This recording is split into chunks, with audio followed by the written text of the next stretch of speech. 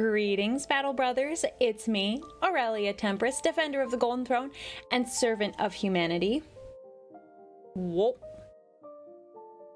Welcome in, everybody. I hope you're all doing well. No soothing music. We're gonna have hardcore music today. I hope everybody's doing well. Hope you guys are all doing well.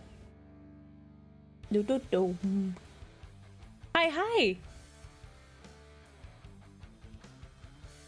The Abeldar. I was like figuring out what you're saying. I was like, what is he saying?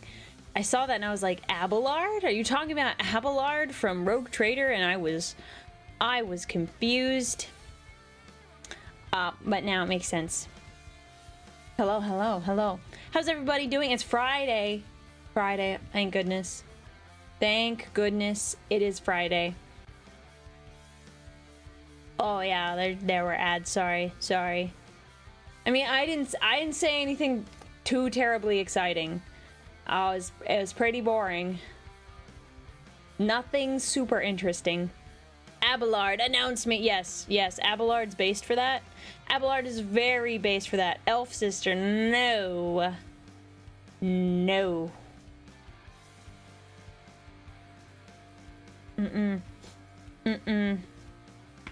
Anyways, how's everyone doing? Good. Oh, Too Bright, thanks for the bits.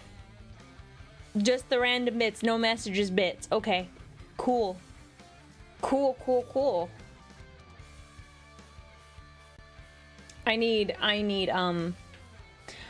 want to play Rogue Trader.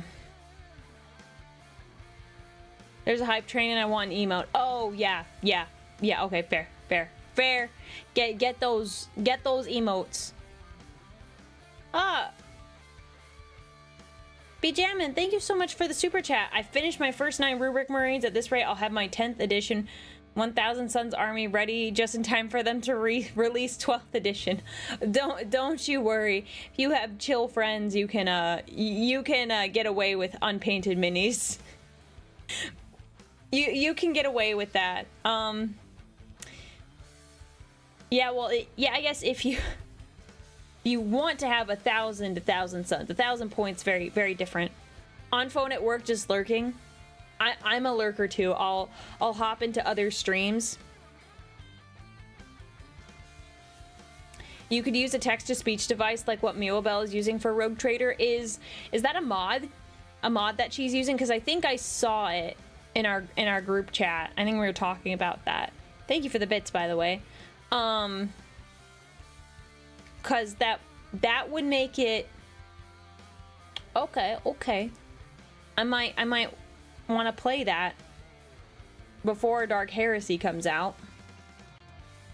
So many things I want to do.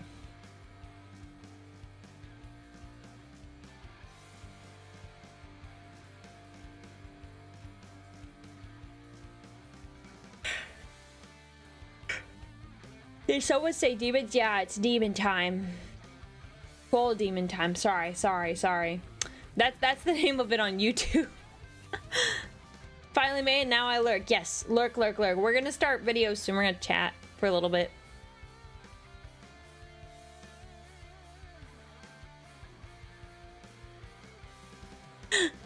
I love the lurk command. The lurk command is my favorite. I don't think I've seen the Trazen one pop up before. It's perfect for today.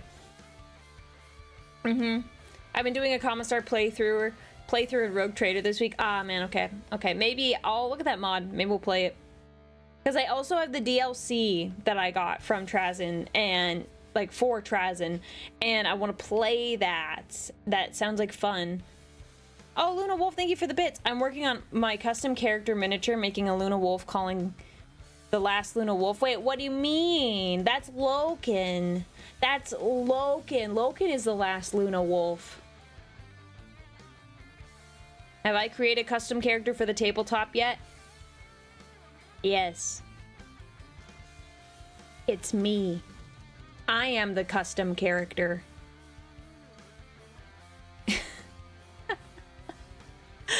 I am the custom character. I feel like when you enter the Warhammer setting, with an original character and then it gets put into a tabletop. I mean, let's put it this way. I have not made the stat block. Haven't done that. But I'd say I'm the custom character. Hello, hello, welcome in, Nolzy. Yeah, someone did. Still need to upload your mini into Tabletop Sim.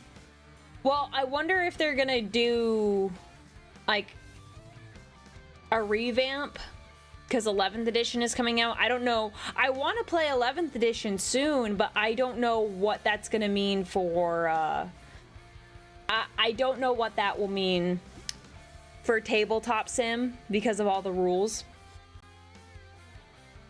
Mountain Dew Slayer, thank you so much for the 5 gift subs. Thank you, man.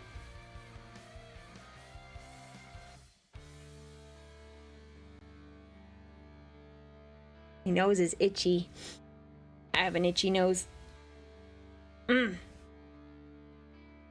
Yeah, I know most of the core stuff will be similar, but I just don't know what they're gonna change. Yeah, it's gonna take some time before I could probably play it on tabletop.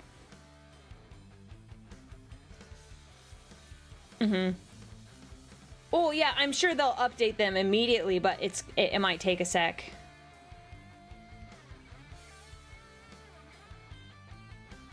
I have a flight tomorrow for like 20 hours. Oh gosh. Ew. Make sure you sleep if you're supposed to sleep on that flight. That's ooh. Ooh. That does not sound like fun. I hope you're going somewhere fun. Go get some sleep. Go get some sleep. Don't you worry.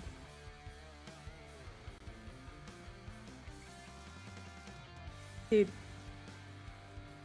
Now my whole face is itchy and tired. I sat down and I was like, oh man, I'm feeling pretty good. I'm ready for stream. And then I'm like,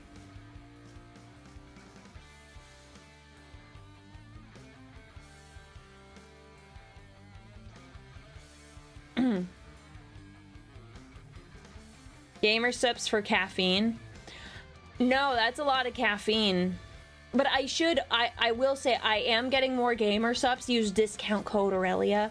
I don't promote that enough. I should do that more. If you get a tub right now at Gamer Subs, you get a free waifu cup, and it's kind of cute. She kind of cute though.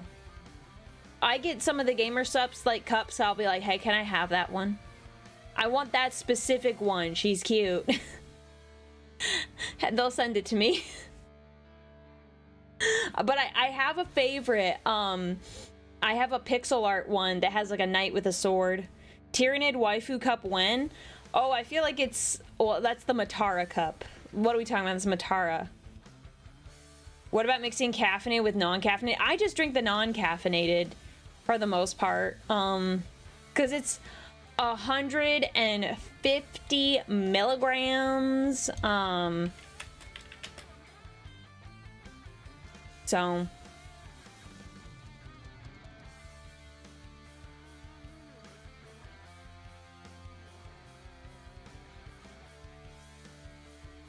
Golden Custody Gamer Girl. Oh, chat, did you hear that? I've been called a gamer girl. This is news to me. This is news to me. I'm a gamer girl. Dang. I'm moving up in the world. I'm moving up in the world.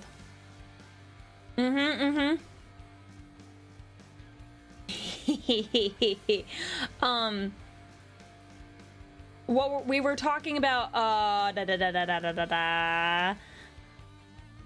caffeine. It's just a lot of caffeine.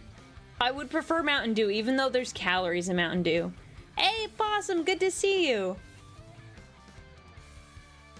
I'm in the midst of all my research for an upcoming video. I found a video that I think might be deeply interesting to you. Send it to me, please.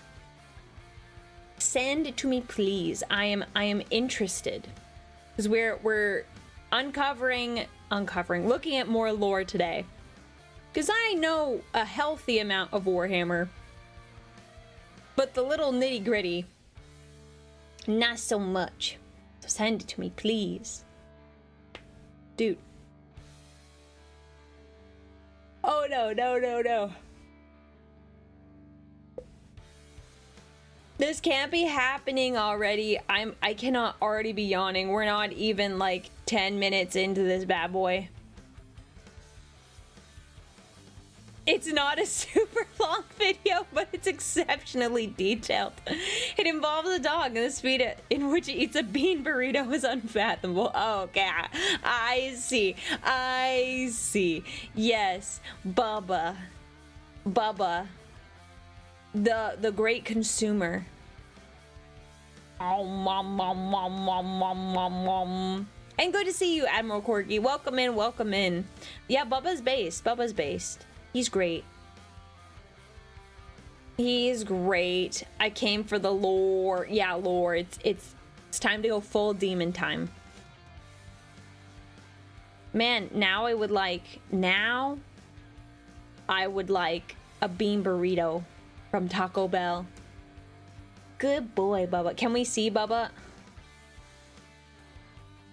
We already watched Bubba.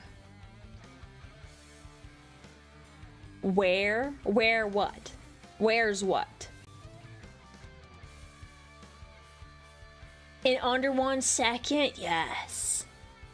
Eat it in under 1 second? Oh gosh. I don't think I could do that.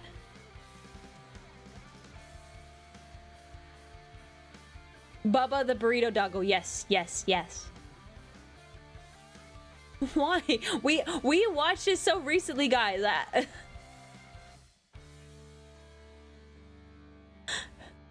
As a new chatter, has she watched Luton, Baltimore, or Oculus? Yes.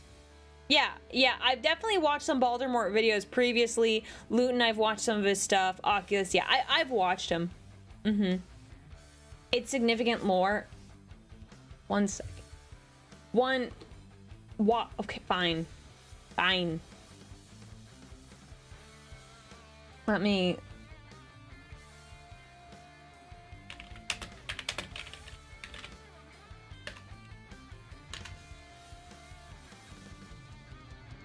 One moment. Okay.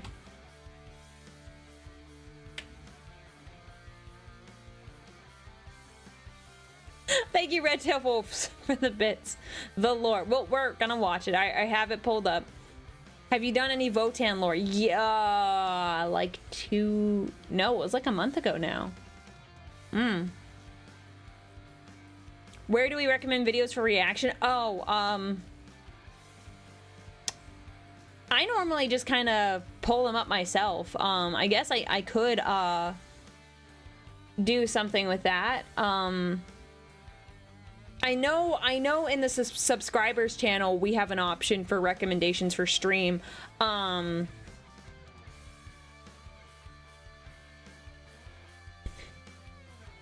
Guys, we're not going to rewatch all of the shorts I already watched. We're not gonna watch Soup Store again. We're not gonna watch Soup Store. It's just is not gonna happen.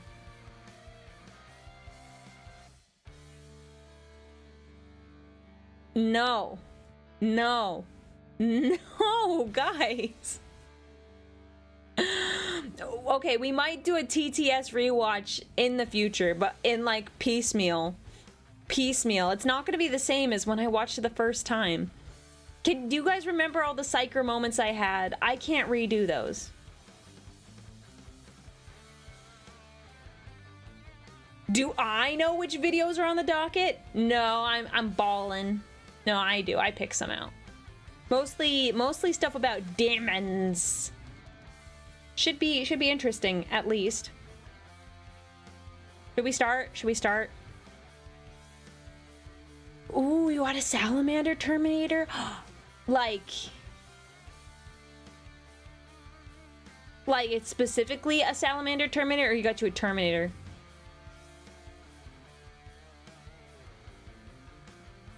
Dude, I'm... Oh...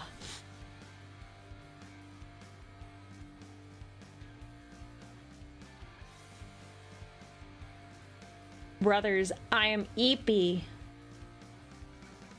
Brother, I am EP.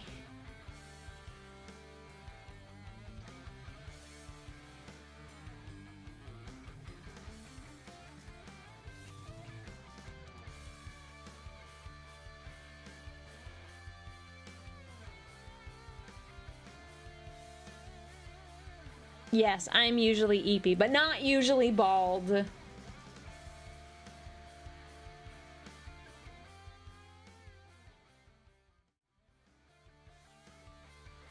I will give you the bubba. That sounded weird. You know what I mean.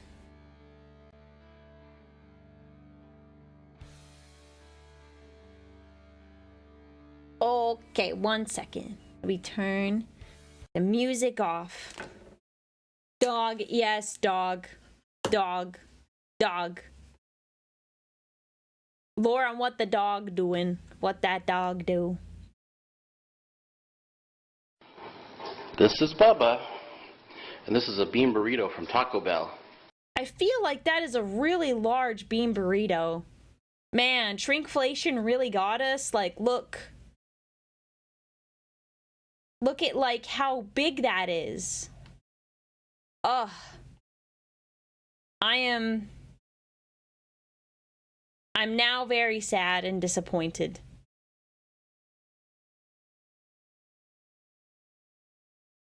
I did think about that, Shadow. Let's see if Bubba wants a bean burrito. Gonna get it? Gone. Good boy, Bubba. I like how he says it, Bubba. Good boy, Bubba. Woo, best lore. Yep. Thank you, Red Tail Wolf. Thank you.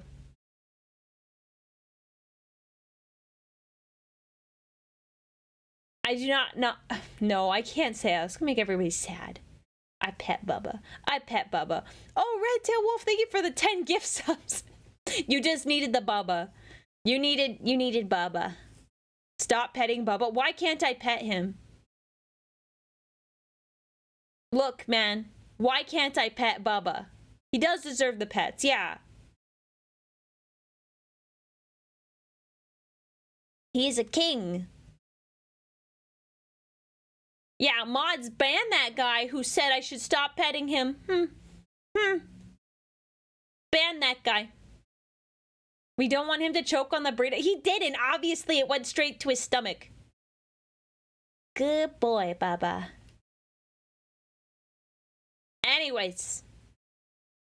I know I said demon time, but I also wanted to watch some other videos because I thought it would be interesting. Because I want to know more. So that's why we have, you know, we got, Lord Solar here. So, you know, we got some other stuff, but I just wanted to watch other things too. Bubba heals all, yes. This is facts. Facts. So, we got a couple options here. We've got a lot of the videos that I found because I was like, what are all the demon types? Because I can't be bothered to remember. It's a demon. I'm just gonna kill it. I don't really care. Death to the demon. Anyways, got a couple of those where it's all the different kinds. We've got Samus. You know about Samus by 40k Theories. This was the joke video from last week. And then we got some Lord Solar stuff. So, you know, don't worry. Don't worry about being late. The commissar's not here to get you. Also, I hate this. Those are like razor sharp teeth on a horse. On a horse. Cyber horse, my bad. Cyber horse. There's also a pancreas video that works with these videos too. Oh, let me see. Let me see.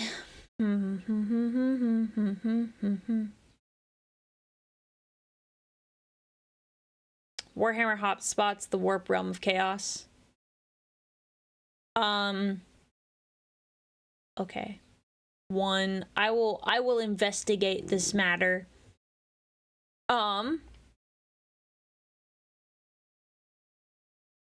No one tell her about the Krieger horses. I've seen the Krieger horses. I'm still uncomfy. I'm allowed to be uncomfy. I am allowed to be uncomfy regarding the horses. Is this Imperium mandated? Yes. Did you not read what the live stream announcement said? I should not need to tell you. Obviously, it's mandated that you be here. We're learning about demons and you don't want them to corrupt your soul. Samus from Metroid is great. Yes, I can agree with that. But we're talking about the Samus you don't want. See, let's put it this way.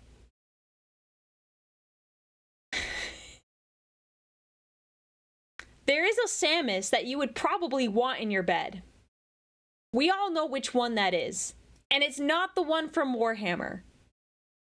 It's not the one from Warhammer. Makes it awkward. Samus is the man beside you.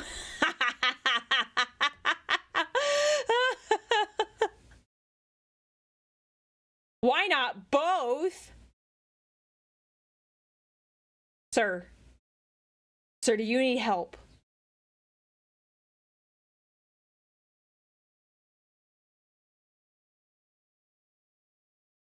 Look, I don't think this Samus is gonna look good in a skin-tight bodysuit. Let's just put it that way. I know, last Luna Wolf, Samus... Oh, gosh. Erebus, I'm so mad. So mad about that whole thing. And thank you for the bits, by the way. And Red Tail Wolf, thank you for gifting a sub. Demons, you mean corporate? Whoa, whoa, whoa, whoa, whoa, whoa. You're not allowed to say that. What, like...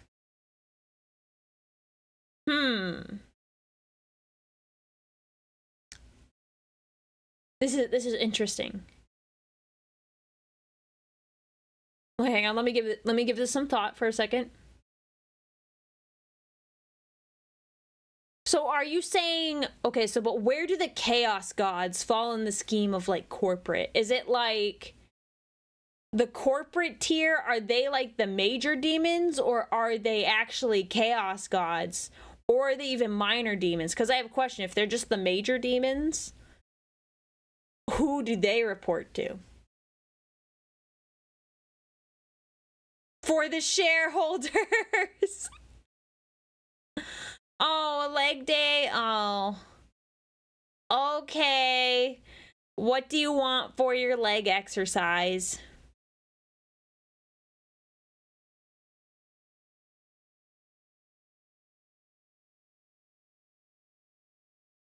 Corpse Puppeteer, what do you want for your leg day?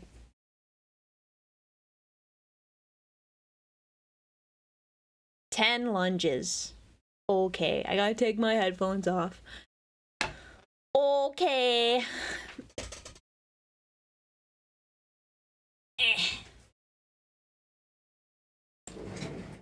Sliding my chair over. Alright, take my socks off. Gonna become a slip and slide otherwise.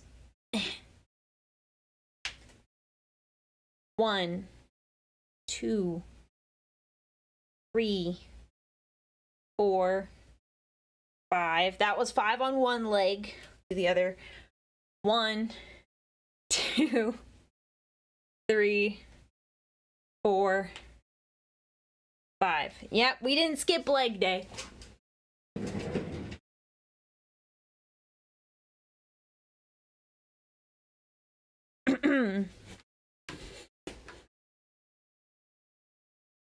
The leg day redeem was payback for manifesting Warhammer Samus into our beds.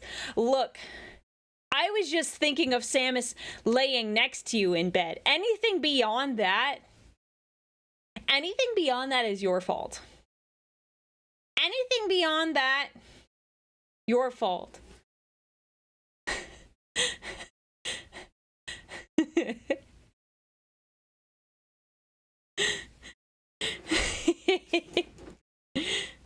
Samus body pillow merch out there somewhere? I doubt it. Well, which Samus?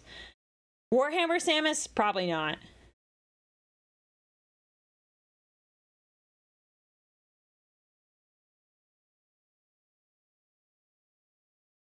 Can you manifest Sanguinius into being alive again?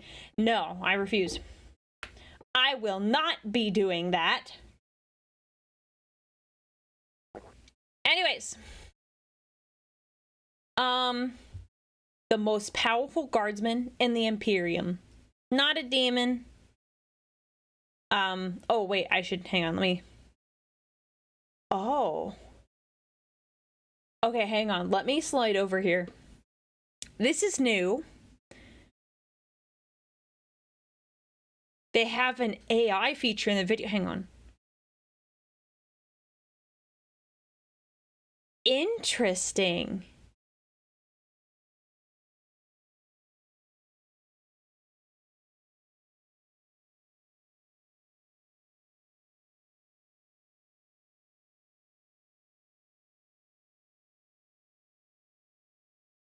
The shadow. Talking about the shadow in the warp? That's weird. This gives, like, I can't be bothered to watch the video, so I'm just gonna ask questions here. That's odd.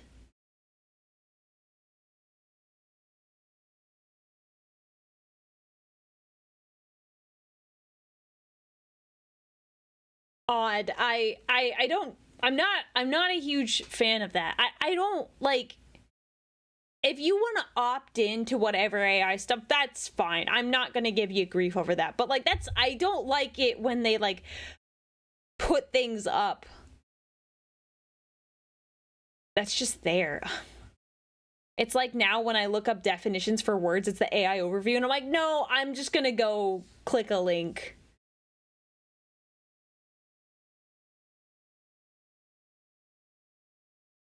Links are blocked by the auto mod, by the way. Interesting. Interesting. Okay. Sorry about that. I was just, I saw that and I was like, that is new. I didn't know that was there. That must have been like within the past week they rolled that out.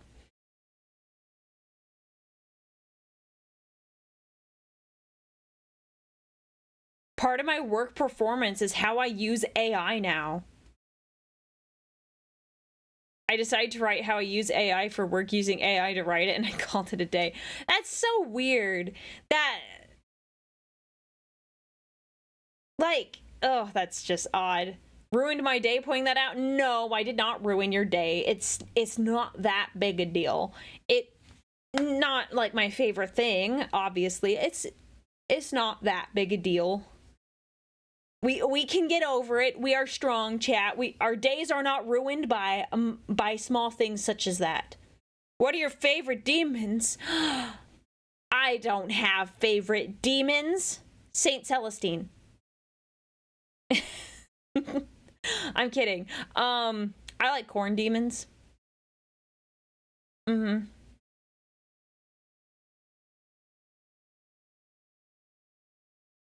Yeah, I do have a list of videos that we're gonna watch, but, you know, if I happen to like, we get through these pretty quickly, I'll probably watch other stuff too.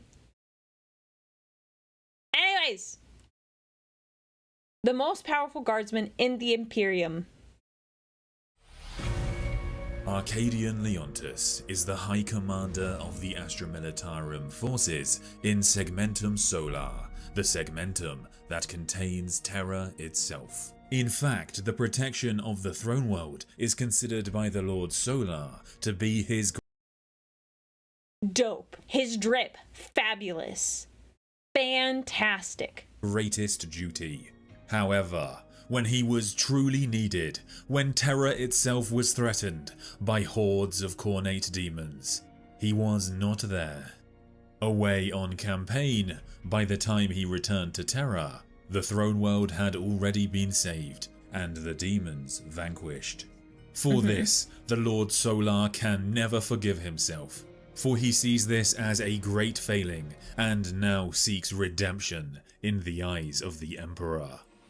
When the Great Rift opened, and the Blood God's hordes invaded Terra, they faltered when a revived Rabute Guilliman, the new Lord Commander of the Imperium, led the defenders in a counterattack.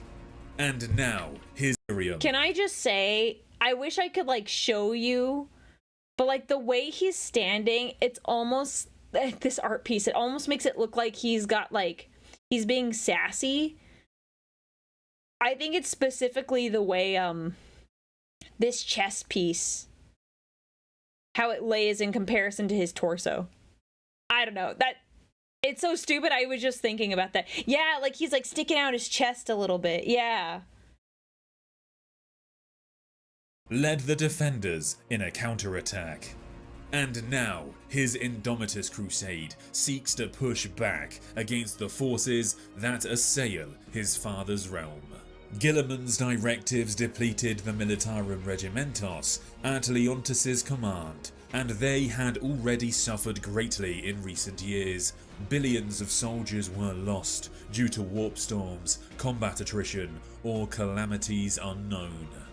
As challenging as this is for the Lord Commander Solar, he would never go against the directives of the Primarch, and operates carefully within their parameters to ensure he emerges victorious from his many political battles with planetary lords, Navis Imperialis admirals, and Officio Logisticarum adepts. Accompanied by a veritable army of strategios, priests, adepts, and aides, his immense diplomatic and martial skill. Oh, that is, some serious atrophy. Gross. Make him appear everywhere at once. Hailing from one of Terra's noblest families, one with a peerless lineage of service dating back countless generations, Leontus is a product of Terra's opulent spires and greatest military academies. Therefore, he is well versed in the necessary skills required to survive on and off the battlefield. I would really hope so. He has been known to bargain, charm, threaten, and even duel to expedite the mustering of the might of the Imperial Guard. Leontus has led campaigns far from Terra. He has even struck out beyond his remit. He uses the example of Saint Macarius to justify extending this far. A previous Lord Commander Solar, the conquests of Macarius led him to the edge of galactic space, and the Macarian Crusade brought nearly 1,000 worlds under Imperial control within only 7 standard years of fighting. Leontus believes, as did Macarius, that prosecuting wars far from Terra may be necessary for the protection of the throne world. The birth world of humanity is now in danger once again, as the core systems are now potentially in reach of the hive mind. The Tyranids, High Fleet Leviathan, invade the Imperium from the western reach. Dude, I will say, High Fleet Leviathan is like scary. I am reading Valador, which is it's an elf book, Eldar book, Eldar book, and dude, they're terrifying. They're terrifying, and I'm grateful because I think High Fleet Kraken is about to get, like, you know, their butt kicked. But, like, oh gosh, I know more about the Tyranids than I want to know now. Oh, good to see you, Joestar. Yes, this is me, wife of Sanguinius. Good to have you here. Of Segmentum Pacificus. Still seeking atonement, Leontus vows that he will be pivotal in their defeat. If you plan on aiding the Lord Solar against the Tyranid threat, you may be interested in the sponsor for today's video. Starforged wanted me to feature their Death Core of Krieg. I have this bag. 10 out of 10.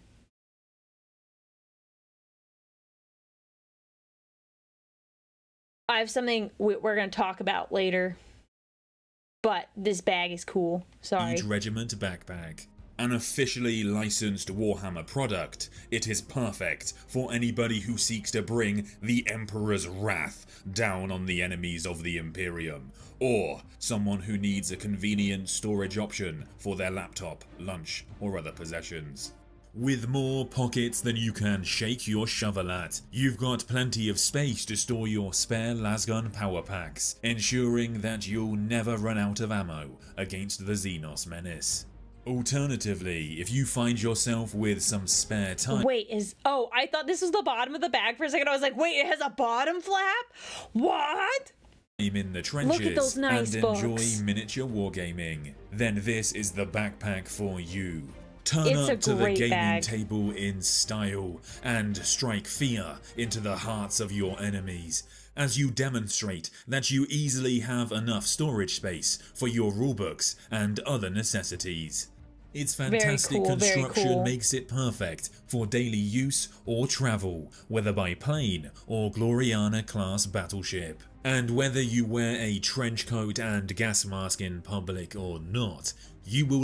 Maybe don't do that. I feel like the cops will be very upset if you do. Maybe, just maybe, I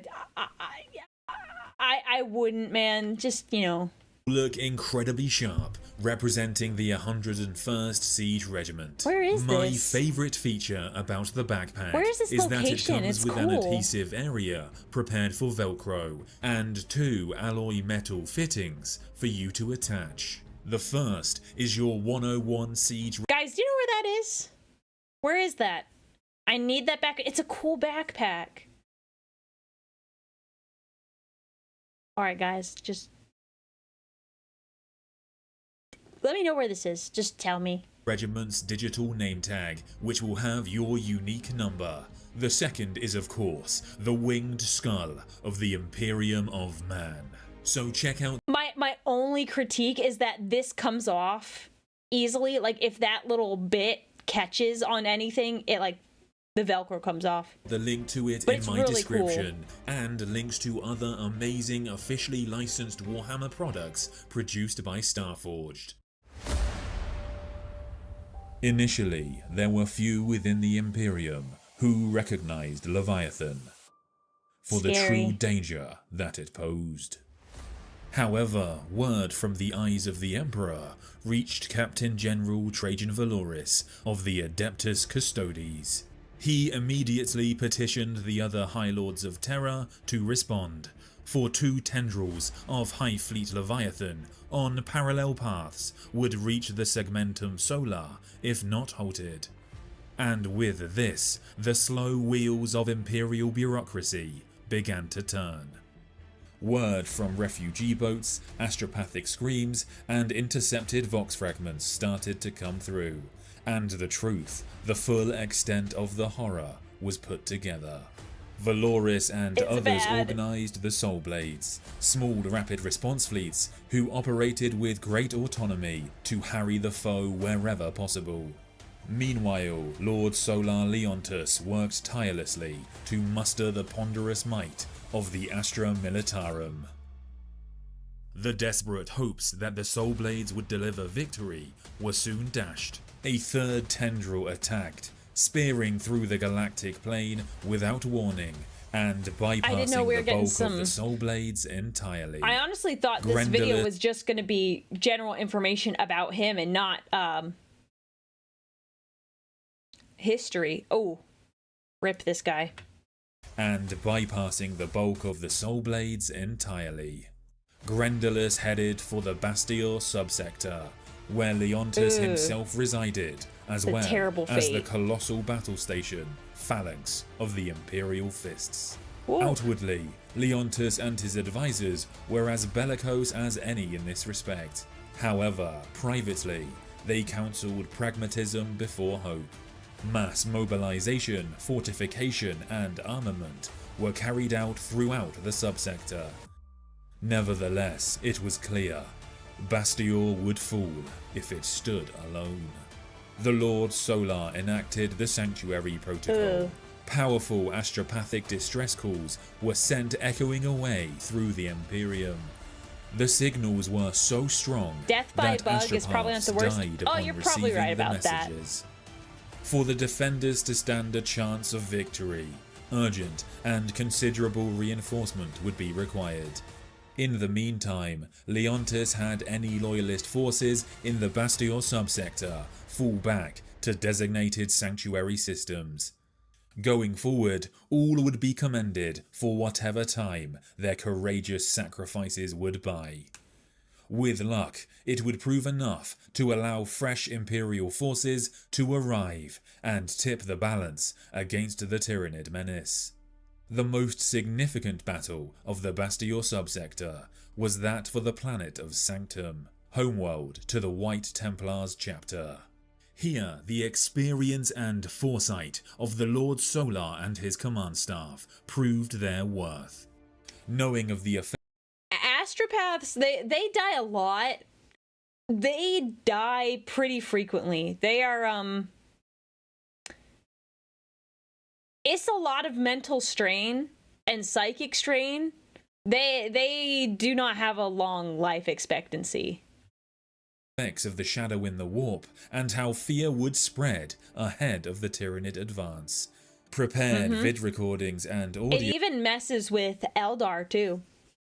The psychic nature, like Tyranids are kind of psychic in nature. Obviously, they have some psychically, you know, they got some bugs that use like psychic stuff, but like they straight up, like as like a whole big group, they project a ton of fear into their prey. Sermons were distributed well ahead of the Tyranids' arrival, with strict orders that they be played and replayed once the Xenos assault began. Ecclesiarchal priests were also seeded throughout ranks far and wide. Their bellowed hymns combined with the wondrous oratory of Leontis and his most trusted allies. Speeches were constantly blasted through vid screens and over gotta the get that Vox. propaganda going. It was by no means a perfect solution, for the bark of the Commissar's bolt pistol was heard often. Yet, due to the actions of Leontis, many backs were straightened and jaws were set firm, as the servants of the God Emperor were reminded of their duties. Whilst the phalanx remained in orbit to annihilate any void beast that came near, the Lord Solar commanded from the White Templars' fortress monastery, hold fast. He applied every iota of his skill as a strategist to the unfolding battle. Leontis is noted for his unorthodox use of the tarot readers of the Collegiate Astralex, but they do seem to give the Lord Solar an impressive reaction speed to his foes' plans, even before the hive mind. When he wasn't standing over his holotable, directing troop movements and fire patterns, Leontis was touring the outer battlements and marshalling the troops of the Holdfast astride his cybersteed. I was about to say, like, the horse is really cool. Constantine, very, very cool. Constantine, a rare beast, decades old, now largely cybernetic and clad in gleaming armor. Leontis is kept at his physical peak by a healthy diet, regular exercise, suites of concealed bionics, and staggeringly expensive rejuvenate treatments. These have allowed Leontis to lead the Emperor's armies for over a century. And in the Battle of Sanctum, his experience was clear. He didn't even flinch as spore mines and raging spheres of bioplasma detonated against the void shields of the fortress monastery. From atop Constantine, he delivered rousing speeches, stark reminders of duty, and humble, heartfelt expressions of honor. Wherever Leontis rode, the spirits of human and post-human alike were raised. He continues to lead, armed with his pistol, Soul's Righteous Gaze, and his power sword, Conquest. And as he travelled, he was constantly hooked into the updated situation of the wider battle, all the while working relentlessly to outthink and outmaneuver the leader beasts of High Fleet Leviathan. Even the hive mind came to recognize the impact Leontus had. A trio of Norn emissaries, lethal monsters spawned for the most vital of objectives, were released. Whoa. One of these monsters was created with a singular purpose: to slaughter the Lord Solar. Eventually, it located him and went for the kill. If it wasn't for the timely intervention of Captain General Trajan Valoris, I was gonna say, we're gonna get some friends. The Lord Commander Solar would have been slain. The Golden Warriors managed to bring down the beast, but at great cost, as 5 of the custodians were killed. Valoris, and that speaks to how like crazy strong the Norn emissaries are. Had heard the call of the Sanctuary Protocol and had battled to Sanctum to relieve the beleaguered world. Many other Soul Blades had come also, battering their way through the blockade of bioships that surrounded the planet, their warriors racing to the world's surface to purge it of the Xenos invaders. These reinforcements turned the tide, and the Grendulous Tendril eventually recoiled from Sanctum. A desperate reprieve had been won, but the 4th Tyrannic War is far from over. The rank of Lord Commander Solar is a supreme honor afforded only to those capable of bearing the burdens that come with it. Arcadian Leontus is such a man. A polyhista, martial tactician, and war scholar of breathtaking ability, his incredible intellect and strategic brilliance allow him to excel in both military and political environments. This has been noticed even by the Great Devourer. Within him, however, endures a wariness of spirit, privately appalled at the horrors he sees perpetrated by the Imperium upon its own people. He has had to authorize many himself, having sent millions of Imperial Guardsmen into the most terrifying conditions. But Leontus knows such steps are a necessity on the path to ultimate salvation. A salvation that the Lord Commander Solar knows he is unlikely to ever see.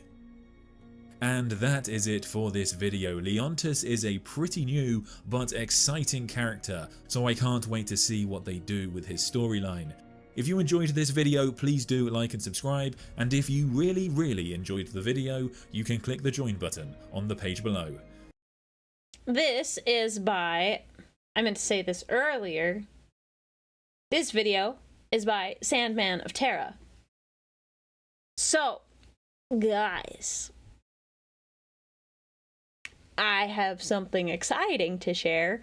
I didn't want to say it during the video because that's rude, but I recently, and like recently as in like a couple days ago, got partnered with Starforged. So if you do want a discount on Starforged stuff, it is an affiliate program, so I get a little bit of a kickback. But if you are interested in some of their stuff, which actually we probably can pull it up.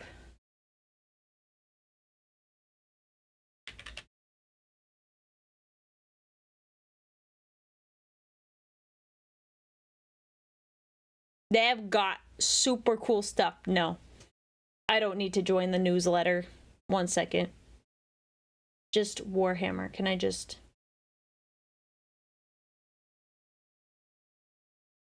We're just gonna just do Warhammer.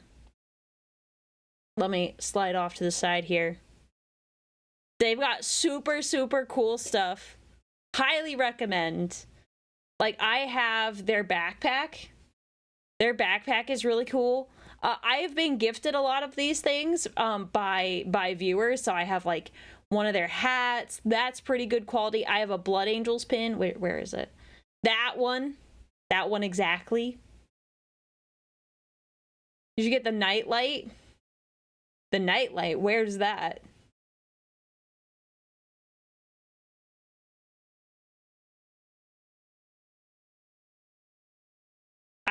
I love the purity seals. I put them on my monitor It's in the new.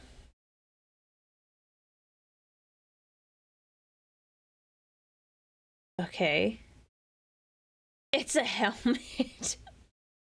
Well, I got a 3D printed helmet, and I could stick a light in that. There you go. See.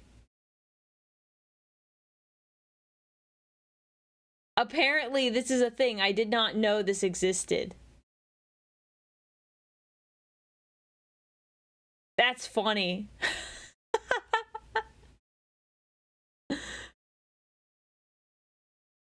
But highly recommend Starforge. They have really high quality stuff.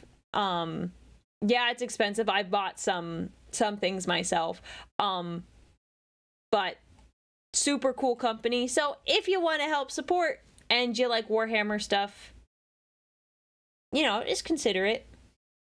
Brother, you are my light in the dark. Oh my gosh.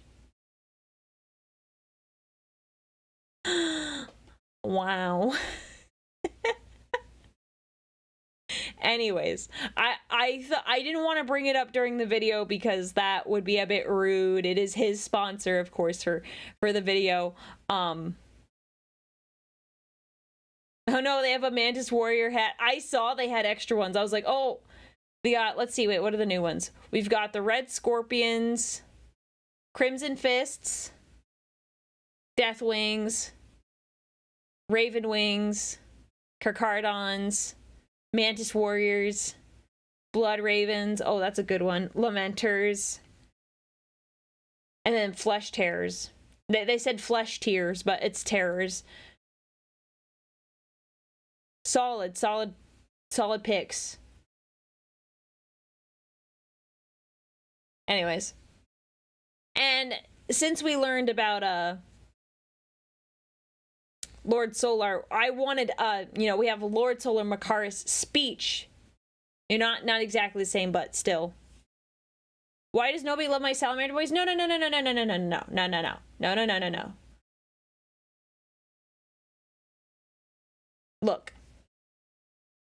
Look. There. You have a salamander hat. You have a salamander hat. Those are just new hats. These already exist.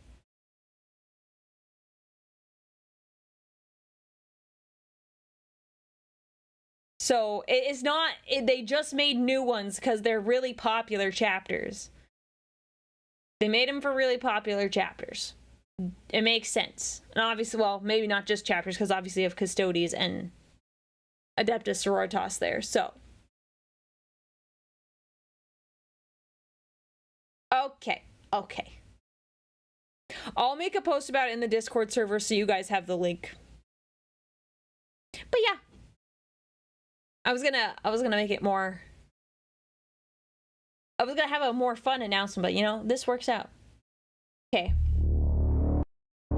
We haven't watched a Vox in the Void video in a hot minute. It's been a little bit. So, Lord Solar Makari's speech. Let's see. And welcome in, Kalaios? Kalaios? Good to see you. But yeah, Lord Solar Makari's speech by Vox in the Void.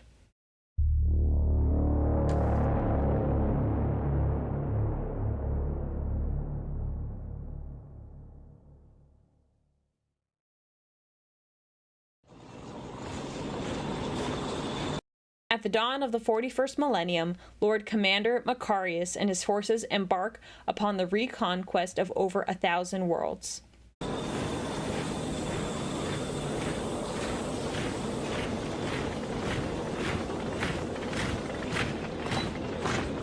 A man of steel and fire, Makarios is the only one with the will to lead the massed armies of the Imperium to victory. As the crusade rolls onwards, it reaches the world of Karsk.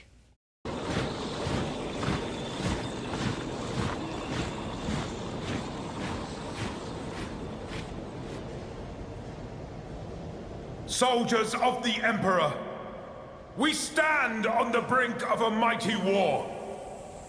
Soon, you will face the first battle of many, against those who would defy the Emperor's will, and keep these human worlds buried in the fetid darkness of heresy and unbelief. For their own selfish reasons, they seek to withhold from their fellow man the blessings of the Emperor's word and the goodness of his holy rule. We are here to save our fellows from this wickedness and restore order and light to these long-abandoned worlds. Today, we take the first step towards our greater goal. It is an important step. If we falter here, we will fail. If we do not harden our resolve, forswear false mercy, and carry ourselves with the firmness of purpose this great task deserves, we will condemn billions of our fellow humans to lives of squalid darkness and eternities of torment in the toils of the demons who feast on the souls of the damned. Do not let your finger rest on the trigger of your weapon. Sparing our enemies merely extends their lives for a pitiful eye blink in the Emperor's sight and condemns their souls for all eternity. Show mercy to the heretic, and you do the work of demons yourself. The way forwards is harsh. It carries us through lava seas and across great chasms where the jaws of the earth could swallow a titan whole. It passes through sandstorms so powerful they can strip a man to the bloody bone in seconds. It takes us through clouds of poison so deadly that one breath is fatal. This is all to the good. I am serious. It is all to the good. While we are doing this, the second part of our force will be assaulting Hive Irongrad from the south, along the easy route, the way they expect us to come. They will not expect a massive armored assault from the northwest, and we shall hit them where we know the defenses are weakest. We will have the pyrite refineries and the weapon factorums. We shall bring millions of lost souls into the Emperor's light. Oh, I got chills, man.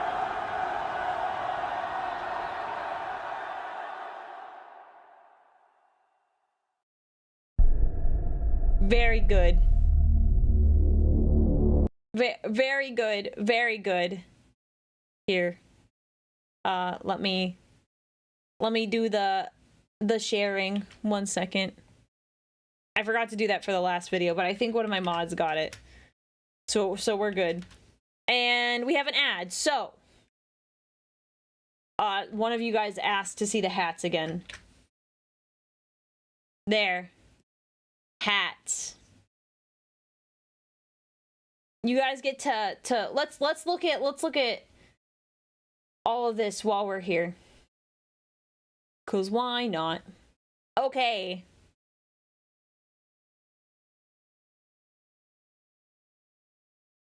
There's no such thing as mercy gave you chills? Yeah. Yes. Yeah.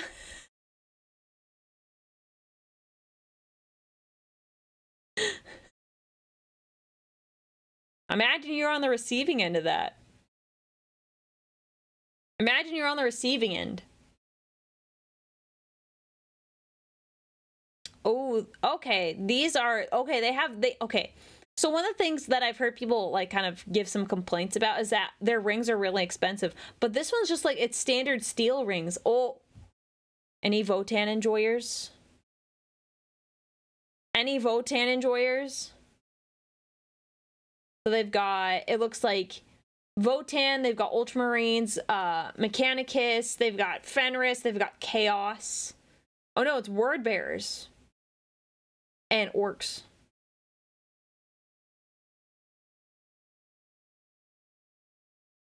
It would not make sense to wear a ring like that on your gauntlet. But at least your finger probably won't break. Let's see. Oh, they have more hats. They have more hats. This is the Chaos pack. I don't think you can buy them in a pack, by the way. I think they just organize them.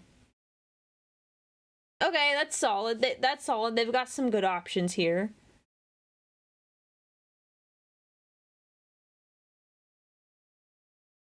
I would have expected for Iron Warriors, they would have gone with the dark gray. All 3 Votan enjoyers that exist. Oof. You don't need to remind them. You don't need to remind them. One of the things, okay, I'm thinking about this now. So this is, you know, the sign of the Inquisition. One of the things that I found fascinating when I was reading the Eisenhorn books is that the inquisitorial rosette looks different based on what group you're part of. If you're Ordo Hereticus, Malleus, Xenos, so on and so forth. Like, I want to know how they look different. Like, is there a color? Is there like an identifying marker? Like, what is it? Is it just like a little note? Because that's how he noticed one of his friends changed Ordos and that he was gonna like pseudo betray him. He didn't really, but he was like, you know, it was suspicious. It was suspicious. So I'm just curious. I want to know about that. If anyone knows, I'm just curious. I have considered getting, oh, it's on the last one, the sensor for my PC whenever I have the scuff. Whenever I have the scuff. Look at that. Fancy. Are you guys back from the ads? Let me know if you're back from the ads.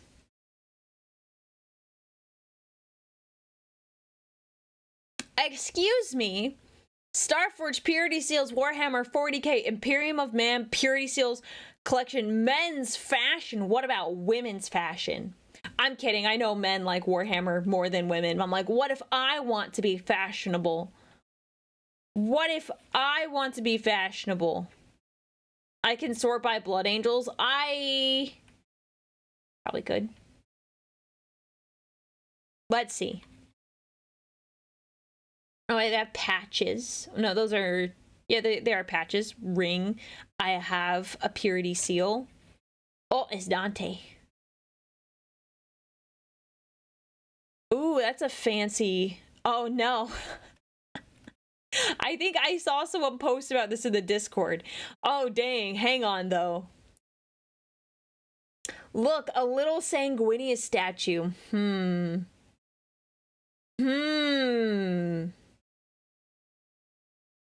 It's for the shrine. I don't have one. Dang. Oh, we got a shiny Sanguinius. Yet. Oh, okay. Yet. I see. So, wait, should we start building it up? I mean, I've got, like, what we got? We have the Joy Toy Sanguinius figure. I have this little stained glass piece that I made. It's not stained glass. Throne is one click away.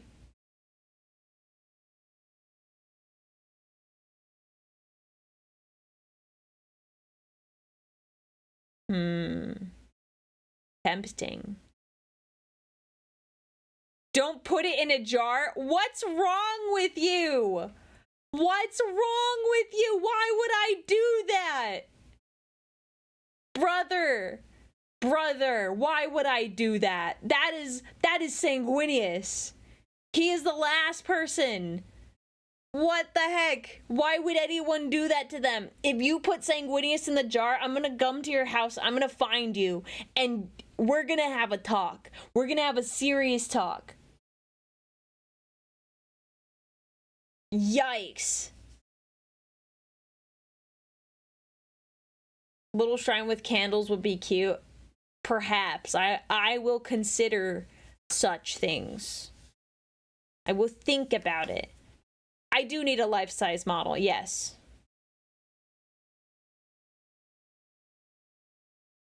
If we do it, you will hang out. No, you will.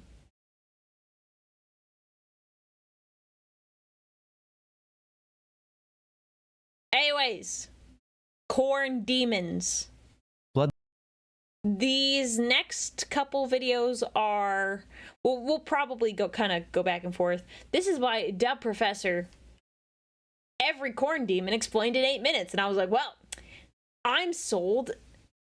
I'm sure it'll be pretty straightforward and very simple. I don't mind. All I see is demon, and I say slay, purge, kill. Bloodletters. The most common demons of Khorne, forming the core of his endless I love it. We just got right into it. We just go. legions. They are tall, red-skinned, and covered in muscle, with horned heads and glowing eyes that mark them as creatures of pure war. They are armed with hellblades, special weapons infused with Khorne's fury. They cut through armor, flesh, and even devour the souls of their victims. Devour the Bloodletters souls? are unexpectedly disciplined. They march in formation and follow their general's orders without fail. They let their instincts take over only once they get close to their prey, striking fair. with terrifying speed and ferocity. Despite being the standard troops of the Blood Legions, they are still far superior to a standard human. Their presence taints the battlefield, the air thickens with the scent of blood, and the ground scorches beneath their feet. Juggernauts. The unstoppable war beasts of the Blood Legions, terrifying creatures of demonic flesh Ew. fused with brass armor. Their hides are as tough as tank plating, and their bladed tusks and iron-hard skulls can tear through enemy lines like they were never there. These creatures are fearless and relentless, charging straight into battle without slowing down. In Khorne's realm, they roam across the wastelands in endless stampedes, trampling anything too weak to stand its ground. In war, they are usually ridden by bloodletters, forming the feared Blood That Crusher makes sense. cavalry, a Yeah. destructive force that smashes through the thickest defenses. Even mortal champions of Khorne sometimes earn the right to ride a juggernaut, but only if they can prove their worth first and conquer one of these beasts. I want more information on Flesh that. hounds. These are Khorne's feral predators, unleashed to hunt down the targets of the Blood God. Once they've marked a prey, they will chase it across the battlefield, or even across reality, until it's torn apart. Built for speed and brutality, they run on Oh, that's fascinating because it looks more lizard-like here, but here it's very dog. So I'm interested to know if it's like both or just one or the other. muscle-bound limbs and are covered in iron-hard hides that easily resist both blades and sorcery. Their Blood for the fangs blood rip god. through armor with ease, Yes, and their collars of its name Khorne is make them Princess. highly This is resistant to Princess? psychic attacks. They roam in packs, striking with precision she and doesn't overpowering bite. enemies in a frenzy of fangs and claws. In bigger battles, they are the perfect flankers, hitting the enemy forces Yeah, while see, they are look, distracted by the bulk regular-looking of the dog Legion. now. Heralds of Khorne, the strongest of the Bloodletters, demons who have slaughtered their way to leadership. They serve as battlefield commanders, leading Khorne's legions with a mix of raw power and their commanding presence. Stronger and more skilled than their kin, they What is that? What is that? Ew. That's nasty. wield empowered hellblades that can carve through the toughest armor. Their leadership amplifies the bloodlust of nearby demons, turning already frenzied warriors into unstoppable killing machines. It could be a demon These engine, heralds but can looks very assume different fleshy. names based on how they ride into battle. Bloodmasters march on foot with the other bloodletters, Skullmasters ride into battle on juggernauts, and Renmasters lead from a blood throne, a special demon engine of Khorne. No A matter their blood specific throne. form, they exist for one reason: to lead Khorne's armies in an endless war of blood and skulls. Bloodthirsters. These are Khorne's most powerful demons, towering winged monsters built for destruction. They are clad in brass, wield massive weapons, and can act as generals of the Blood God's armies. There are three main types. Wrath of Khorne Bloodthirsters focus on striking down key enemy target and are often equipped with an axe of Khorne and a Bloodfale whip. Bloodthirsters of Insensate Rage wield massive two-handed axes, and they are the most destructive of the three. Bloodthirsters of Unfettered Fury use whips and axes to control the battlefield and lead nearby minor demons. These greater demons easily dominate the battlefield and can only be matched by an equally strong foe. Blood Princes. They are special demon princes dedicated entirely to Khorne, mortal champions who ascended to demonhood by earning Khorne's favor through slaughter and skull offerings. Once they are transformed into a blood prince, these champions acquire immortality and a formidable strength that can rival that of greater demons. Some of the most infamous blood princes include Doombreed and Uraka the Warfiend, both ancient warlords from the old days of Terra, and Goreclaw, a Chaos Space Fascinating. Marine that earned I didn't realize some of the demons had lore, like minor-esque demons. his ascension by defeating more than 100 Astartes in melee combat. While some That's still wild. retain a sliver of their former selves, all blood princes share the same fate, being bound in service for an eternity of war in Khorne's name. Skulltaker. Sounds like he's This having a special good time, demon is though. Khorne's personal executioner, a legendary bloodletter who roams the battlefield seeking only the strongest enemy champions. He hunts down the greatest of every race and takes their skulls as offerings for the Skull Throne. Oh. He wears a cape of skulls and wields the Slayer Sword, a weapon infused with the Blood God's fury. This allows him to That's be a impressive. formidable duelist. His victims' skulls are claimed and kept as trophies, their spirits forever trapped in torment as a reminder of his victories. Skulltaker can either fight on foot or atop his juggernaut steed, appearing where the battle is thickest, cutting down warlords, champions, and heroes with unstoppable precision. So you don't want to see him on the battlefield. Also known as the Hound of Vengeance, it is Khorne's favorite hunting beast, a massive three-headed flesh hound unleashed to track down and destroy those who defy the blood god. Unlike ordinary flesh hounds, Karanak is not just a pack hunter, he is fully capable of hunting strong foes by itself and is often sent to claim the skulls of cowards, oathbreakers, and sorcerers who think they can escape Khorne's wrath. Oh, okay, that's Each of his three cool. heads serves a purpose. One sees the past, one the present, and one the future, ensuring that no prey can ever truly escape. Psykers are his favored prey, as his collar of Khorne makes him nearly immune to warp sorcery. Skarbrand. Known as the Exiled, he was once Khorne's greatest demon. Hang on, my model broke. That was weird. What just happened?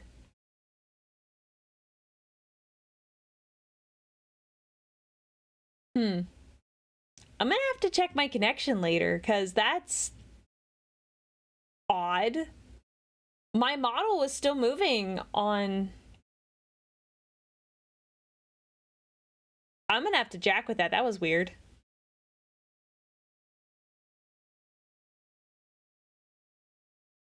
Escape. Psykers are his favored prey, as his collar of Khorne makes him nearly immune to warp sorcery.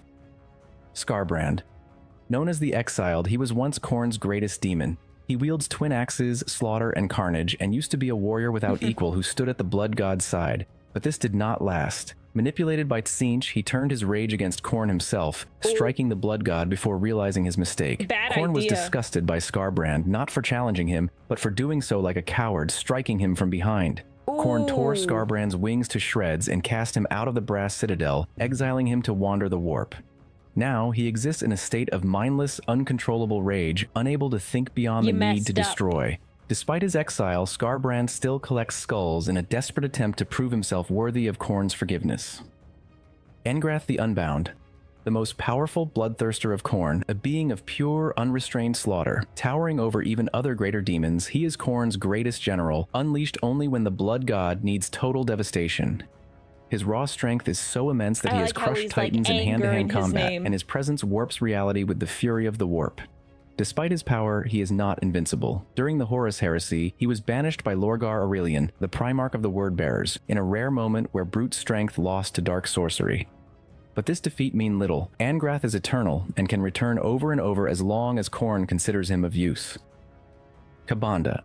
Another infamous... I hate this guy. That's my husband. Hi, husband.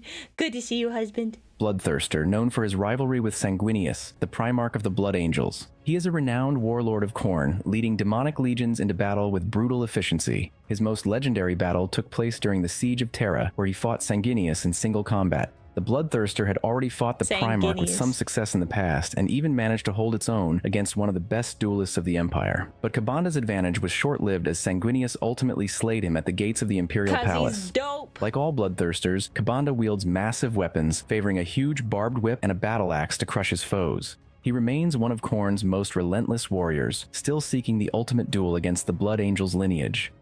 Angron. Once the Primarch of the World Eaters, Angron has been fully transformed into a demon prince of Khorne.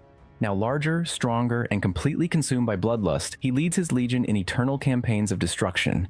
As a demon Primarch, he is far superior to any other blood prince of Khorne, and has even led groups of bloodthirsters in battle. He dual wields a massive sword and an axe, called respectively Samniarius and Spinegrinder. His presence alone drives his warriors into a frenzy, turning the already savage World Eaters into unstoppable berserkers. Unlike Khorne's mortal champions who fight to earn his favor, Angron has no choice. He is bound to his rage, trapped in endless warfare with no purpose beyond killing. It's rough for him. That's it for our overview of Khorne demons in Warhammer 40k. There you go. There you go. Welcome in. Hello there. Diehard Saints fan. Thank you for the super chat. The one moment where Lorgar was effective. Oof, you're not quite wrong there. I don't think I could manage to get through this without smasher passing most of the demons. Oh, dude. I thought it might be cursed if we had all the different demon types up here. Be like, all right, smasher pass. Smasher pass. Maybe I should do that. Maybe I should collect art of all the demons and play with some friends. Or do Smash or Pass Total War Warhammer? I figured that might be funny. That might be funny. Okay, we'll do oh, I hate this. Why does it do that to me? Oh, let me put these in the chat. And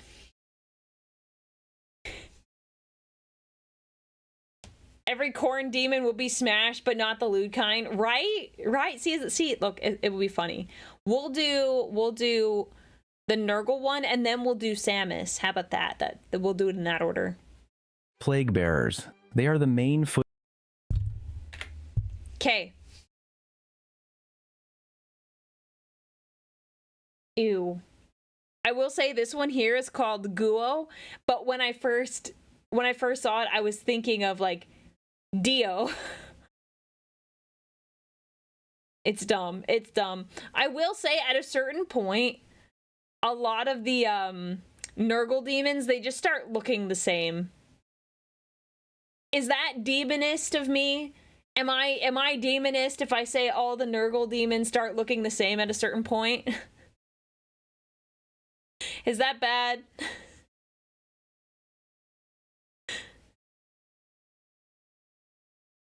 It was I, Guo. Rodigus Smash. Oh, see, what you have to do if you play Smash or Pass, because I'm obviously gonna pass on most of these, but like, you have to be like, okay, here's 16 of them. Wait, no, here's 15. There's 15 of them. You have to smash half of them. Like, you have to set those in place. Like, all right.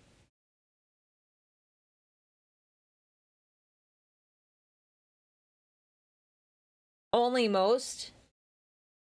We all know who Froggy would choose. Well, yeah, but like, for this sort of game, you have to be like, okay, you have to choose at least half of them. Because, like, for me, I'm just not gonna. Yeah, this is the wrong faction to start, like, yeah, Smash or Pass, this is not the one. The last one was good. Yeah, this one, real gross. Anyways, we'll start. Plague bearers. They are the main foot soldiers of Nurgle, made from the souls of mortals who died from his worst plagues. They're tall, rotting, and covered in sores, Ew. with one horn on their head Nasty. and a single cloudy eye. In battle, plague bearers fight in slow-moving groups, swinging rusted plague swords covered in filth. Even a small cut from these blades can rot flesh down Dude, to the bone. it's so bad. Like, On top of that, they're hard to kill. bleh, bleh, bleh. Pass. And the cloud of flies buzzing around them makes it even harder to land a clean shot from a distance. Wherever they walk, the ground itself rots. That doesn't make sense to me. The flies that fly around them make it hard to land a shot from a distance. I don't believe that. That doesn't make... No. It's not like there are so many flies that it stops the projectile or you get confused as to where you're aiming. No, that's not... You would need like a million flies actively in front of one like bullet projectile. They're warp flies, but they're not, they cannot stop a bullet. They cannot. Really big flies, it doesn't matter how big they are. They're like squishy. It would be like saying put a dog in front of it and maybe that stops it, but like it's not. No. Or they decay the bullet. That is the most reasonable one. Redirect? No. You need something really big to redirect the bullet. Thinking too much like the Emperor thing, more like Nurgle. Okay, fine, fair. Fantasy setting. And everything nearby starts to stink of death and disease. Plague bearers have a strange secondary job. They're tasked with keeping track of every new disease and every death caused by Nurgle's gifts. The problem They're is, they're accountants. constantly getting distracted by the fighting, so the count is never right. Still, they never stop trying, and their voices are a terrifying sign of their relentless advance. Nurglings. These are the tiny, mischievous demons who look like miniature versions of... He farted liquidly into his elbow. Nurgle himself, with bloated bellies, diseased skin, and wide, toothy grins. Nurglings swarm across the battlefield in massive piles. They're not strong individually, but in numbers they can That's a quote. That's a quote from a book about a Nurgling. Yep. overwhelm enemies or clog up machinery with their bodies. Some Nurglings also infest Nurgle's mortal champions, living inside them like parasites. In battle, they leap out to protect their host, treating them like a walking home. They also act as living palanquins, forming squirming thrones to carry Nurgle's favored champions across the battlefield. Their distant cousins, known as glitchlings, have a more technological twist. They're drawn to machines, infesting enemy vehicles, and messing with their systems. So you could say that the glitchlings give computers viruses?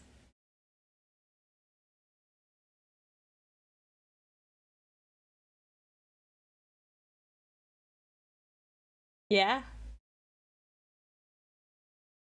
You can laugh now.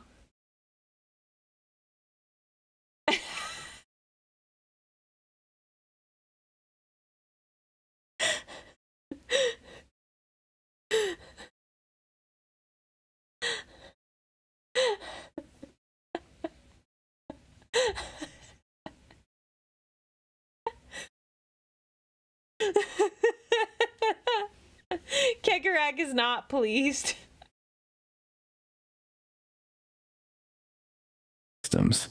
Out of all Nurgle's demons, Nurglings are the best example of his playful, almost jolly side, spreading death and disease, but always with a big smile.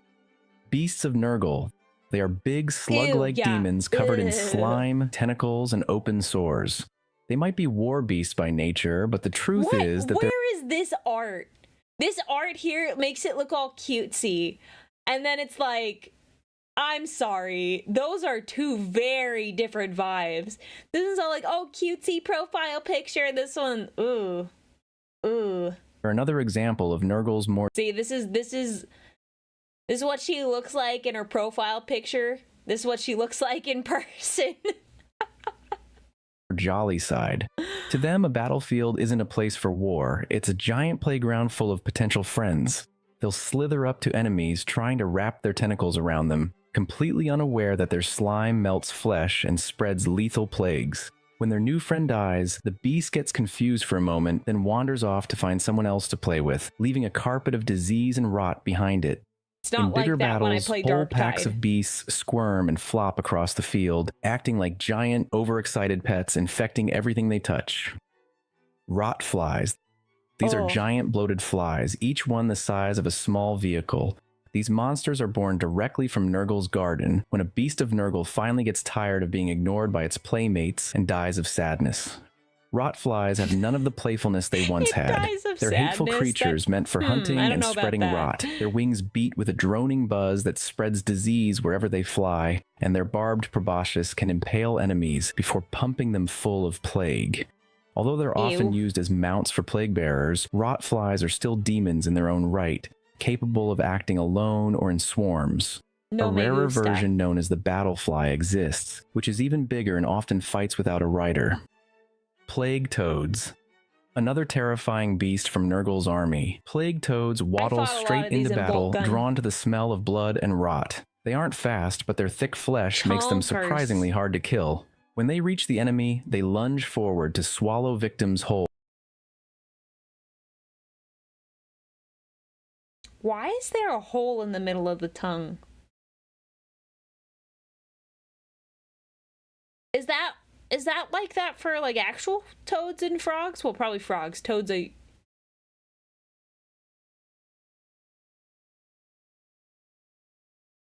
We're all thinking it, brother. We're all thinking it.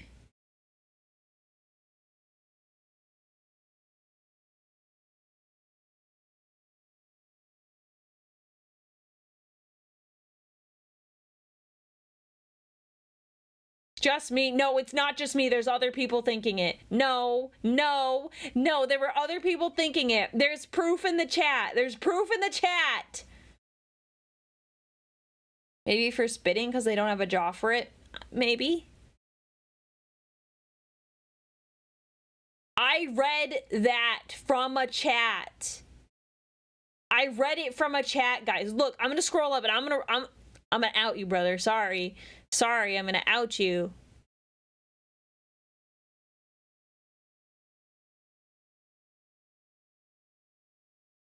Cat Paw Scarf said, "Who else is thinking it?" And I read that.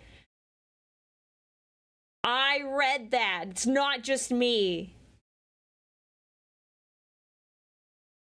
Drowning them in filth and acid. They also work like living battering rams, smashing Still a better straw than the paper ones. Ew. into enemy lines and knocking over anything that gets in their way. Sometimes, plague bearers even ride them into battle, using them as war mounts, though most of the time they simply lurk in Nurgle's swamps, blending into the landscape until a fight draws them out. Wherever they go, the ground turns to sludge and the air fills with the stink of rot. It almost Vile looks Savant. cute in that They are last one of one. Nurgle's more obscure demons, usually I've never working heard of behind the these. scenes instead of charging into battle.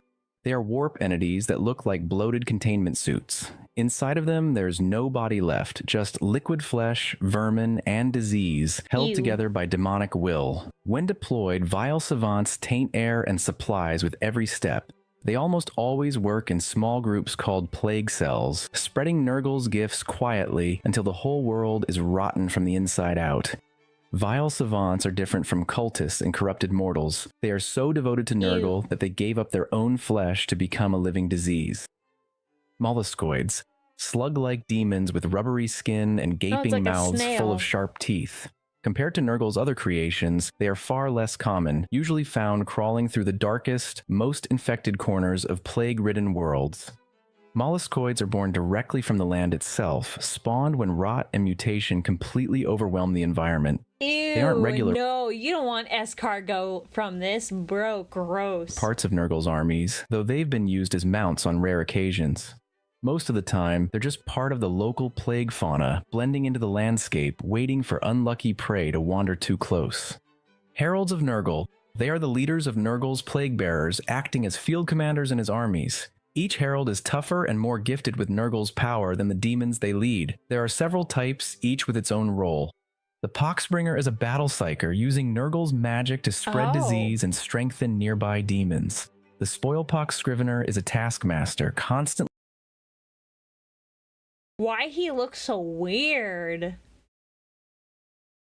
Oh, his mouth is over here?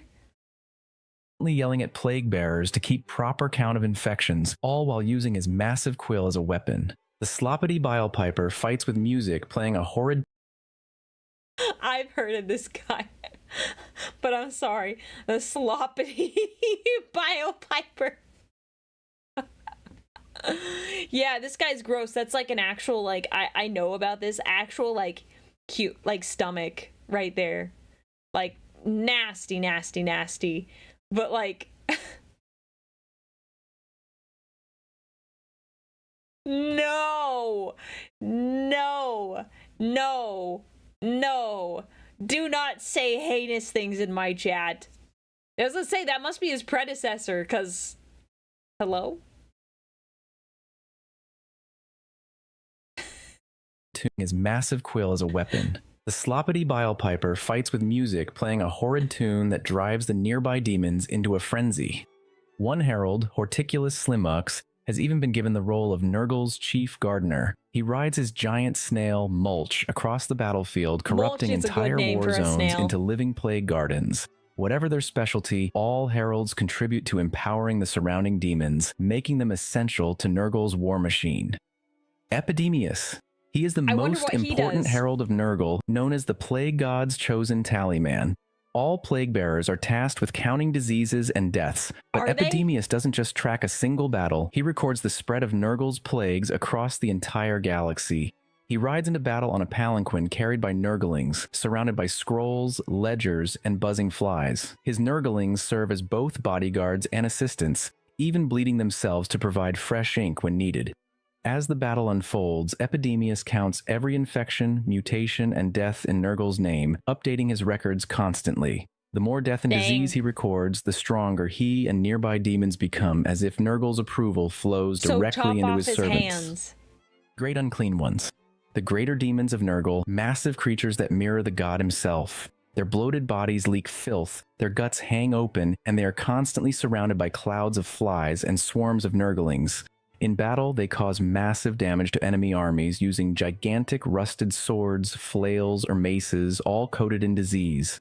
They also vomit streams of filth and unleash plague magic that spreads sickness to anything nearby. Their bodies are extremely resilient, regenerating wounds almost as fast as they're inflicted. They are the generals of Nurgle's armies and have a... Sorry. Ew, they're a bunch of bureaucrats too. That's too far. They have to be stopped. I was not expecting that, but yes, there's too many bureaucrats. My favorite chapter, by the way, I like the Blood Angels. Unique style of commanding. Instead of barking orders, they cheer on their demons like proud uncles, encouraging them to spread Nurgle's gifts with laughter and praise. There are many notable Great Unclean Ones, each with their own feats and personality. One of them is In the your next mom. entries, we'll cover the two most important ones. Kugath Plaguefather. He is the most famous Great Unclean One, known for his obsession with recreating Nurgle's greatest plague. I'm sorry. Long ago, Kugath was just a Nurgling, born in Nurgle's cauldron as the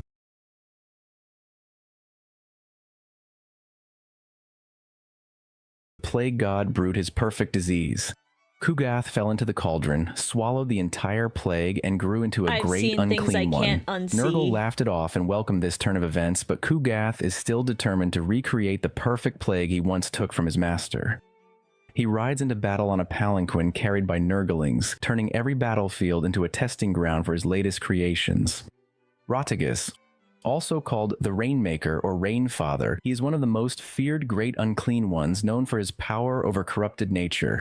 Wherever he appears, floods of filth, toxic rain, and rotting plant life spread across the land. His mastery of plague magic is unmatched, and he is an extreme threat, capable of slaying entire armies with his staff.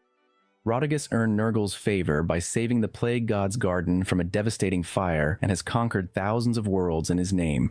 One of his most notorious conquests was the hive world of Nebus, where he easily shattered the Imperial defenses that had held off the Death Guard for years. Filth Lords. They are mortal champions who earned Nurgle's highest reward, ascension into immortal demonhood, becoming walking symbols of decay. This art is too good. Among it's so all good, demon it's princes, bad. Nurgle's champions are the slowest and most repulsive, but they are also by far the most resilient. To achieve ascension, Nurgle's followers must please their god and further his goals, which always means spreading death and disease. The perfect example is Mephidast, a former plague cultist who rose to demonhood by infecting an entire Agriworld's food supply, killing billions without a single battle. His body is now a towering mass of filth, with bubonic growths and plague clouds spilling from his skin wherever he walks. Whether they lead armies or spread infection alone, all Filth Lords exist for the same reason, to carry Nurgle's blessings into the heart of every world they touch. See, this is important. You have to know your enemy in order to better fight them. Normally I'm just like, it doesn't matter, just kill them all, but we gotta know their strengths and weaknesses here. Mortarion. He is the demon primarch of the Death Guard, and by far the most powerful of Nurgle's demon princes. Mortarion was once a loyal primarch of the Emperor, but during the Horus Heresy, he and his legion fell to Nurgle, embracing the plague god's gifts to survive a horrific warp plague. Now Mortarion's body is fused with his armor, and he has grown giant moth wings. As a demon prince, he towers over most mortals, surrounded by thick clouds of toxic fog that corrode anything nearby. In battle, Mortarion fights with silence, his massive two-handed scythe, and the lantern, a pistol that fires beams of searing warp energy. Combined with his psychic powers and Nurgle's endless blessings, he is nearly impossible to kill. His wounds seal themselves with rot, and even his death would likely only send him back to the warp until Nurgle sees fit to unleash him again. The Prisoner of the Emerald Cave. This is a truly obscure Nurgle demon, only ever mentioned in the novel Pandorax, which wasn't exactly well received. Still, I had to include it because it's absurdly powerful and a perfect example of how Warhammer lore sometimes... It looks like one of the terrible beasts of Molder. It just looks like that. It's nasty. Include it because it's absurdly powerful and a perfect example of how Warhammer lore sometimes goes completely over the top. The prisoner is a colossal, great unclean one sealed under the Deathworld Pythos after a battle that wiped out almost every Grey Knight and Imperial soldier sent to stop it. Even Exterminatus wouldn't guarantee its death. It's a living plague factory, constantly spawning demons from its flesh and warping its body to counter any threat. It can even devour war machines, corrupt them, and spit them back out as demon-infested horrors. To keep it sealed, the survivors had to scatter 7 hidden seals across the planet and leave behind a Grey Knight force to stand eternal watch. This concludes our video. I hope you liked it, and if you did, consider dropping a sub and a comment. I will create the videos covering the other demon factions in the coming weeks, so activate the notification bell if you don't want to miss them.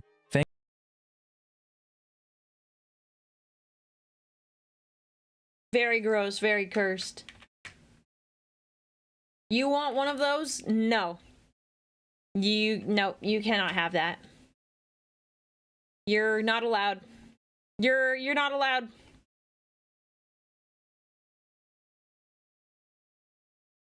Google the Great Clean One. Hang on.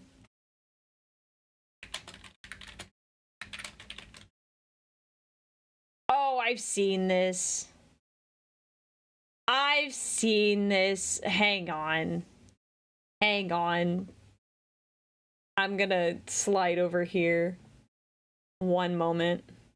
I will show you. The Great Clean One. Incredible. Incredible. He is clean. Somehow this is worse. Yes, it's the one with that. There's a picture of Bricky, yes. He is very smooth. Oh, he is Baron Harkonnen. Yes, from Dune. Absolutely. That. Yeah, he is clean. Dude, I'm covering up one. I didn't realize it. Oh, that's nasty. Ew. I can see one that it has boobs. Someone put boobs on it, and legit, it's gross. It's gross looking. Ew. Okay, we're done here. We're done. No more of that. No more of that. Click off that. Gross. Where I was, look up Great Clean One, and you'll see it.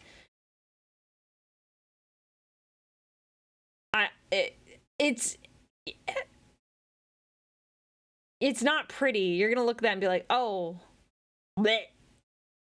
Gross, nasty, disgusting.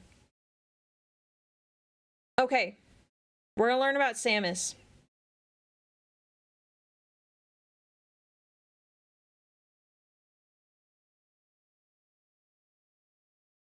Okay. Is Samus the ascended form of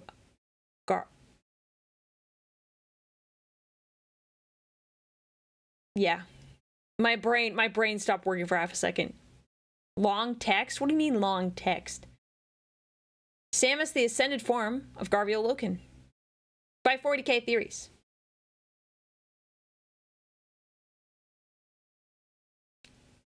I was very upset when this was revealed in the book.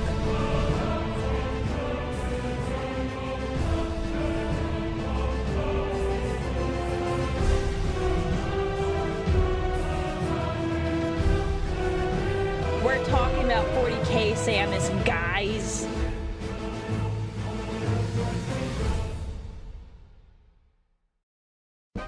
Samus, also known as the Lord of the Ruined Storm and the End and the Death, is an exceptionally powerful demon prince, one who is believed by some to be affiliated with Khorne, the chaos god of bloodshed and slaughter, though others claim that he is in fact the herald for an as of yet unborn deity known as the Dark King. Yep, he is a demon of the Dark King, according to the End and the Death. Samus is one of the most notorious demon princes ever encountered by the Imperium of Man. gaining particular infamy during the events of the Horus Heresy. Not only did Samus slay dozens of Astartes upon the world of 6319 prior to the onset of the heresy itself, but he also appeared during the Battle for Calth, the burning of En Mat, and even the Siege of Terra itself. It was during the course of these various conflicts that Samus would face off against some of the Imperium's greatest heroes, including Remus Vantanos of the Ultramarines and Rogul Dawn of the Imperium. If you didn't know about Samus and Warhammer, it's real spooky. It's really, really spooky, unnerving. Imperial fists.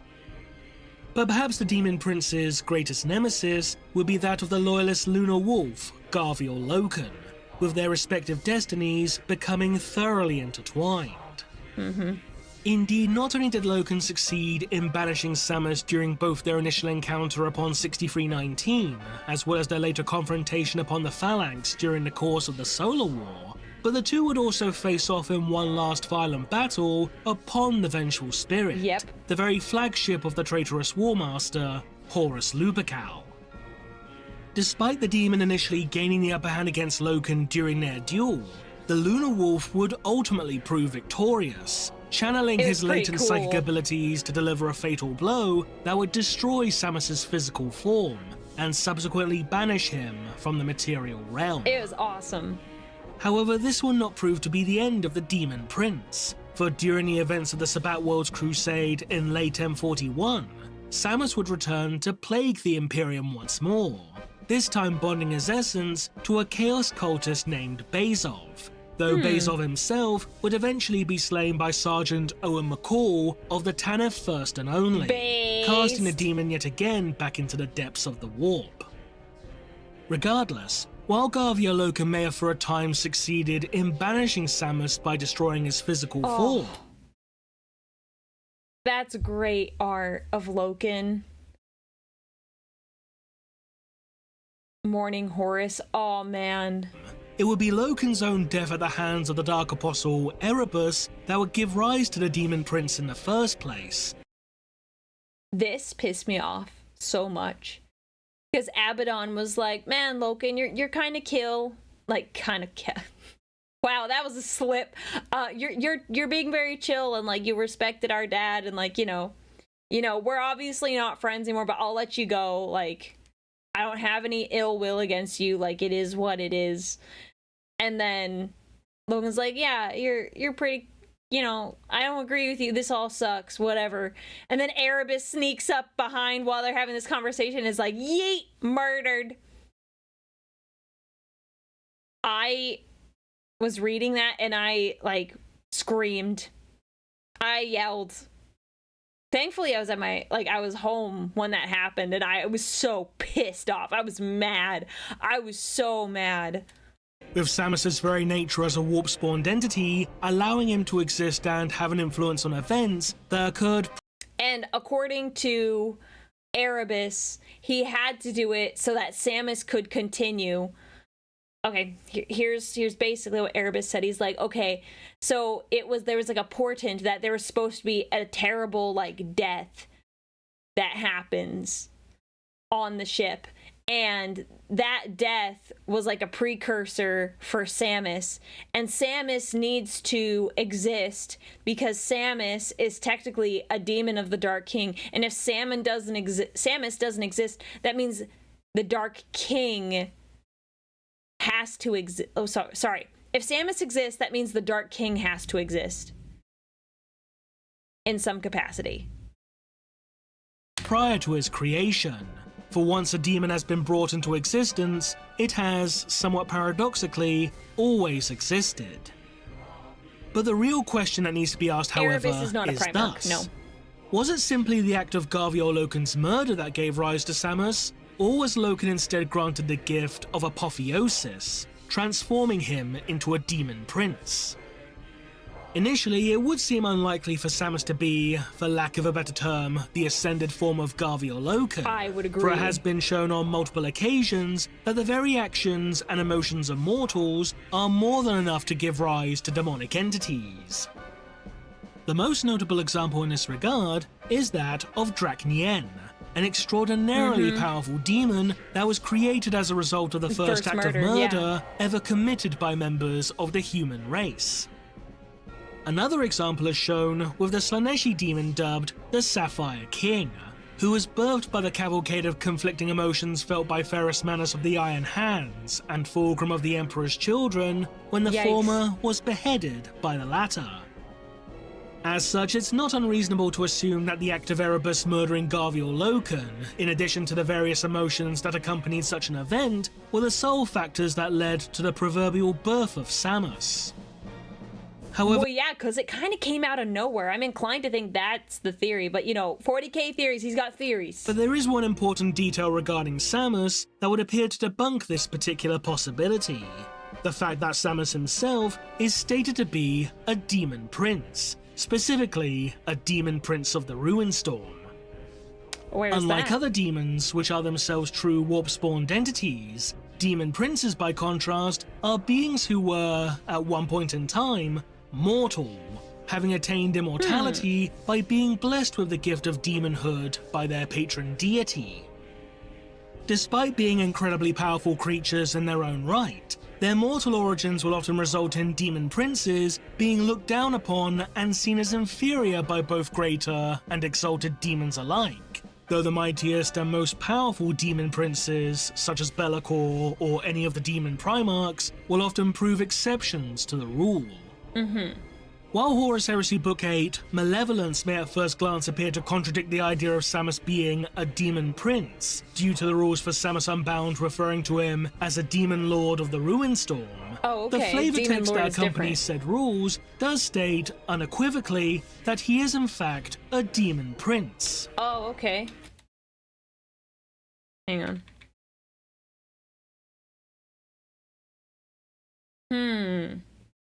Yep, yeah, that's correct. Now it should be noted that, according to the 2nd edition Chaos Codex, both mortals and demons alike can ascend to become demon princes, with the most notable in this regard being the Lord of Change known as Makachin, who is outright stated to have never been, at any point, mortal.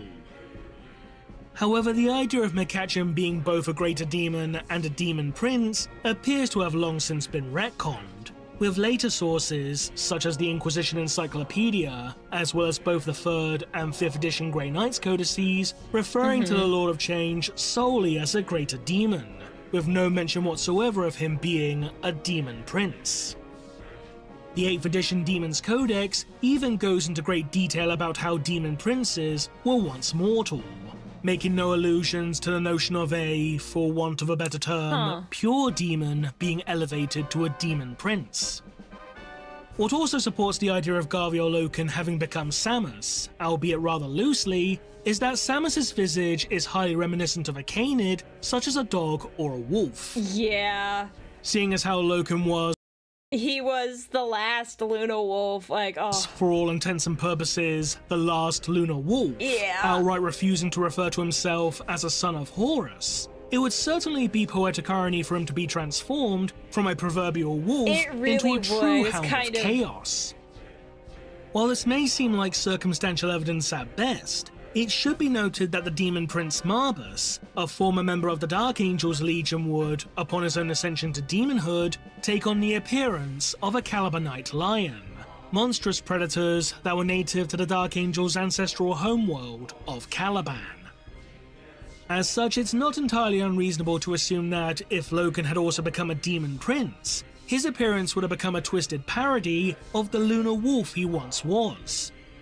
But if Samus is simply the demonic form of Garviel Loken, a man who not only boasted an unwavering loyalty to the Emperor, but also an intense hatred for his Primarch for succumbing to the temptations of chaos in the first place, then how is it even possible for him to have ascended to demonhood? The answer is that Loken may have simply been an unwilling recipient of such a gift. While such a notion may at first glance seem incredibly unlikely, if not utterly absurd, it is not without precedent. Following the outbreak of a demonic incursion upon the world of Sandava II, as detailed within the novel Warden of the Blade, General Vendran Glass of the world's planetary defense force, a staunch and loyal defender of the Imperium in her own right, would eventually fall in battle against a horde of Slaneshi demons, in where she would be crushed to death by falling masonry. Yikes. However, due to the intense feelings of joy she experienced in fighting against the forces of chaos and the pleasure she took in gunning down her foes, Vendran Glass would, following her death, be rewarded by Slanesh with the gift of apotheosis, transforming her into a demon prince, or rather demon princess, now known as Varangalax.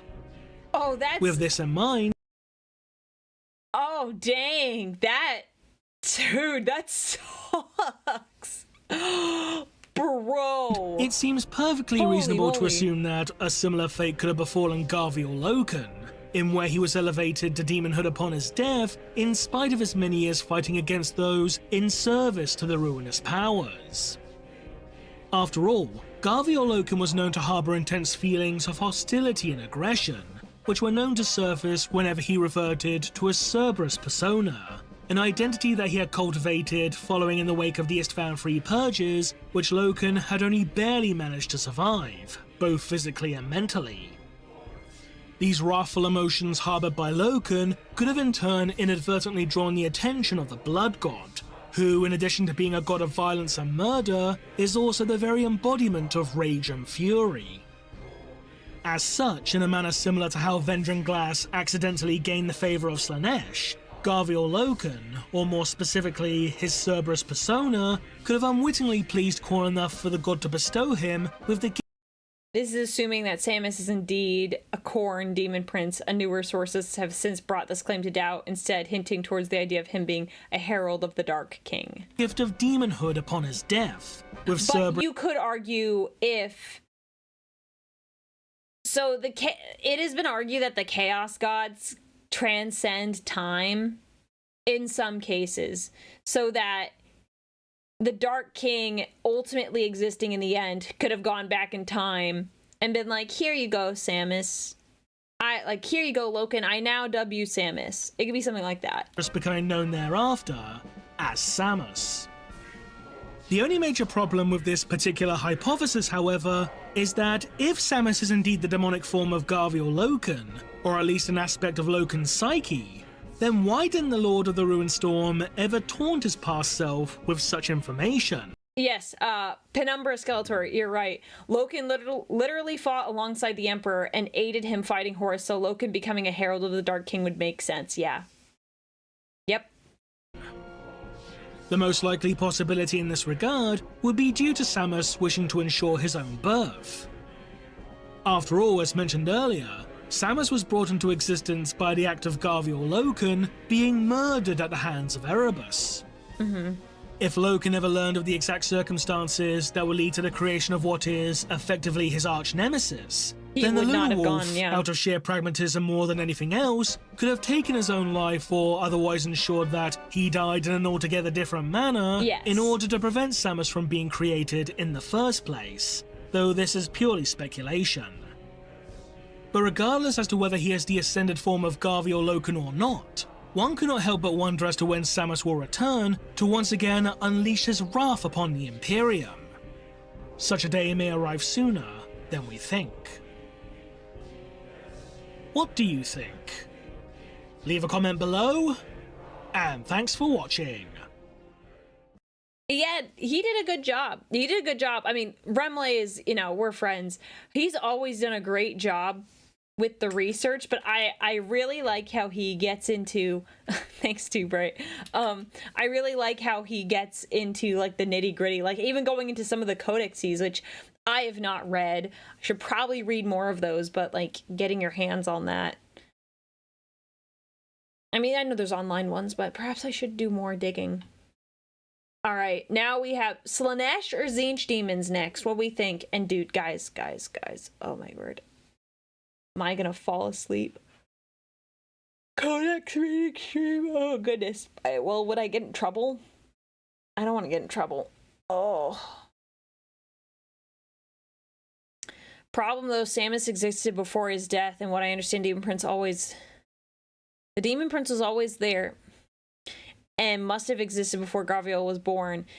And Gavial looked when shown the truth. Well,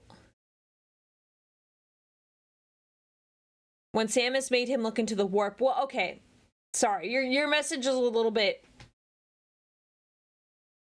I see what you're saying.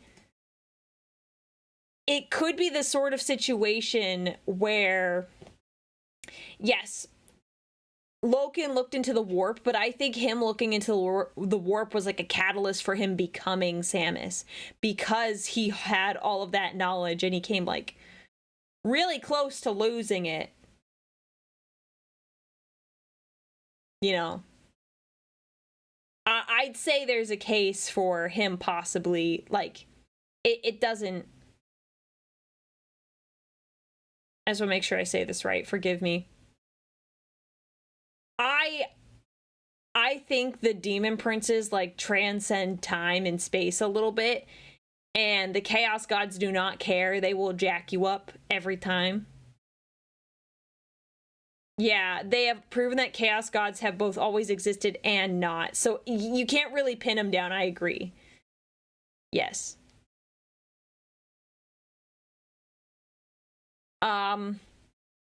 Okay, we have ads in like 2 minutes, so we'll watch a short. I have saved a couple of these just for fun.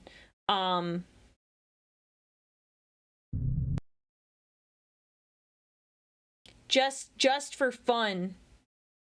Rogue Trader's diplomacy. Lord Captain, are you sure Drukari and a Sister of Battle are a wise combination for your retinue? Good question. Don't worry so much, Abelard. You'll get wrinkles. Argenta and Marzi get along just fine. What? This is gonna be interesting. Who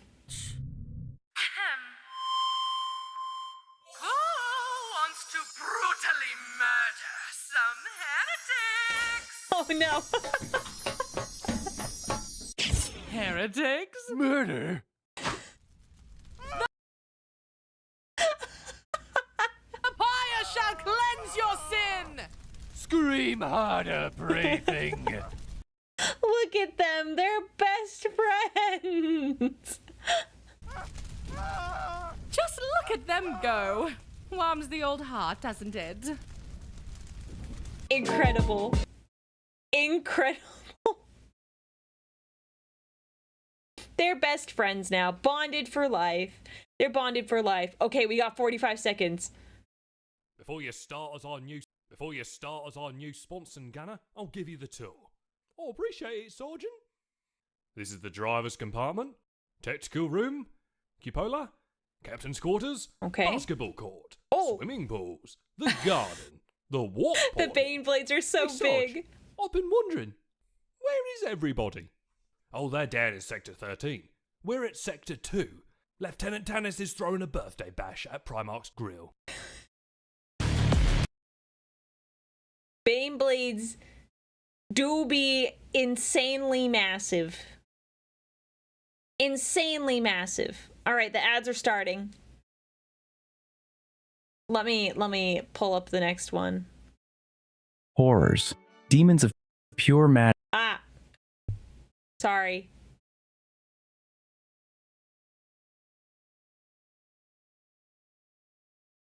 Warhammer.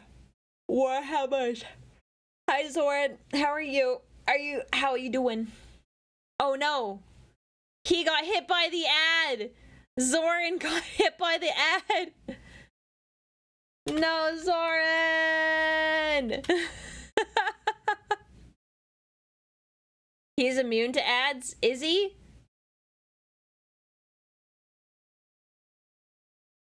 Are you? Alexander, thank you for gifting a sub to Zoran. Oh, he might. Did he have turbo? I have no idea.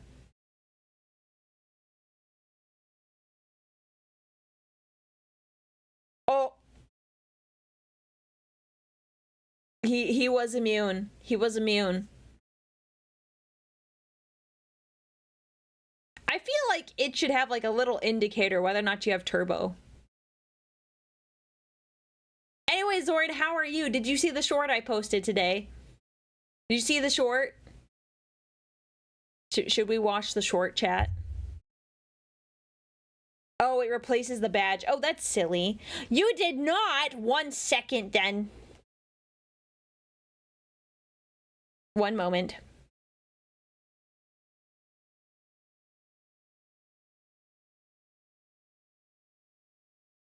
I lift rock. Hang on.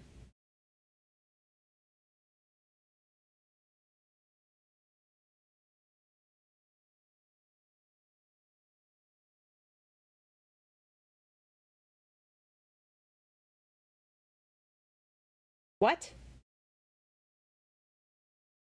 I lift rock. Why did it do that?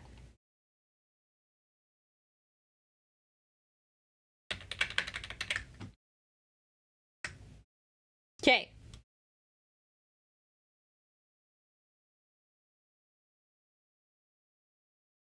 I lift rock. I'm a strong, independent woman that doesn't need any man except Sanguinius. I need him. Okay, dear. I'm glad we all have fantasies. All of a sudden, I'm just gonna see you have like one of those romance novels of like this overly airbrushed guy and woman, like on the cover. It's like what every middle-aged woman starts reading, but it's just your character in Sanguinius. Yeah, one's a redhead. Like, I lift rock. There you go.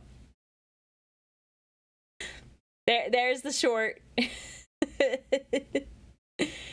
Is it me being misogynistic? No. This one was no misogyny. I said I lift rock, but I ended up kicking the rock. I'm not that strong. Isn't that art the one used for anniversary? No, that one is wholesome and sweet. The romance novels, they're like lusty. I'm gonna find a romance novel, but get a custom Sanguinius cover on it just for you. Oh, thanks, man. Thanks, man. I thought it was funny. I was like, I need to make this a short. I need to make this a short. It's wonderful. Yeah, I've even thought about getting the art commissioned myself. I won't lie. Gotta support the thirst.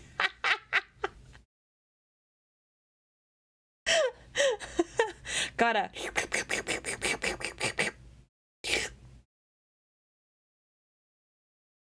Now we got another clip. What is it? Is it like Clipception, where you get a video of me watching my own short and laughing at it because I'm weird? Laughing at my own jokes? Technically, they're Zoran's jokes. Technically. That is a good idea. Well.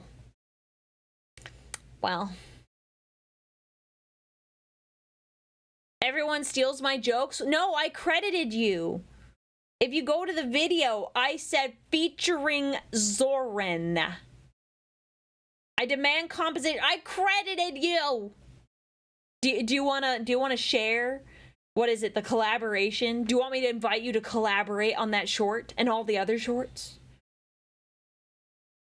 Paid in exposure. Oh yeah, guys, go follow Zoran. Go follow Zoran. Credited you. Paying with exposure. Okay, how much money do you want? Do you want to know how? Look, that one only has like 5,000 views. That's gonna be like $2 if I'm lucky. That's like $2, Zoran.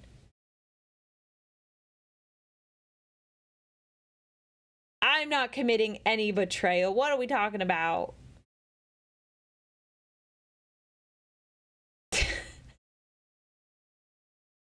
You'll grind it up there? Sure, except all of my people, all 300 odd people that are here in my chat, just watch it. Now, they don't have to watch it themselves. They're not going to watch it. Guys, if you want Zoran to get paid more money, share the short. Share the short around so Zoran can get paid more.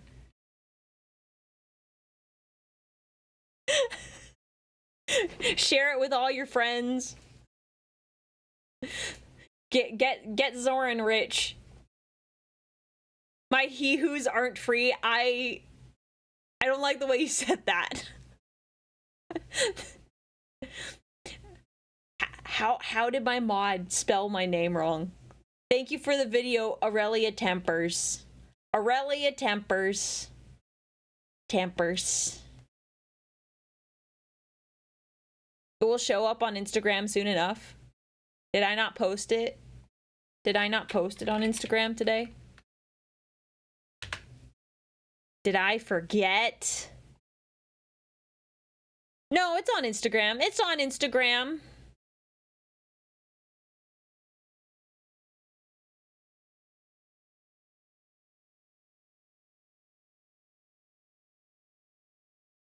Anyways. Get Zoran paid. Get Zoran paid. He needs money.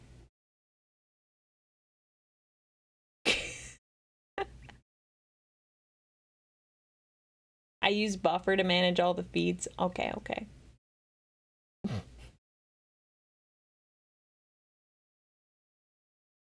He wants waffles. Get this man some waffles. Get him waffles. Okay. Let's see. We've got Tzeentch Demons. I recommend it so you can schedule it all.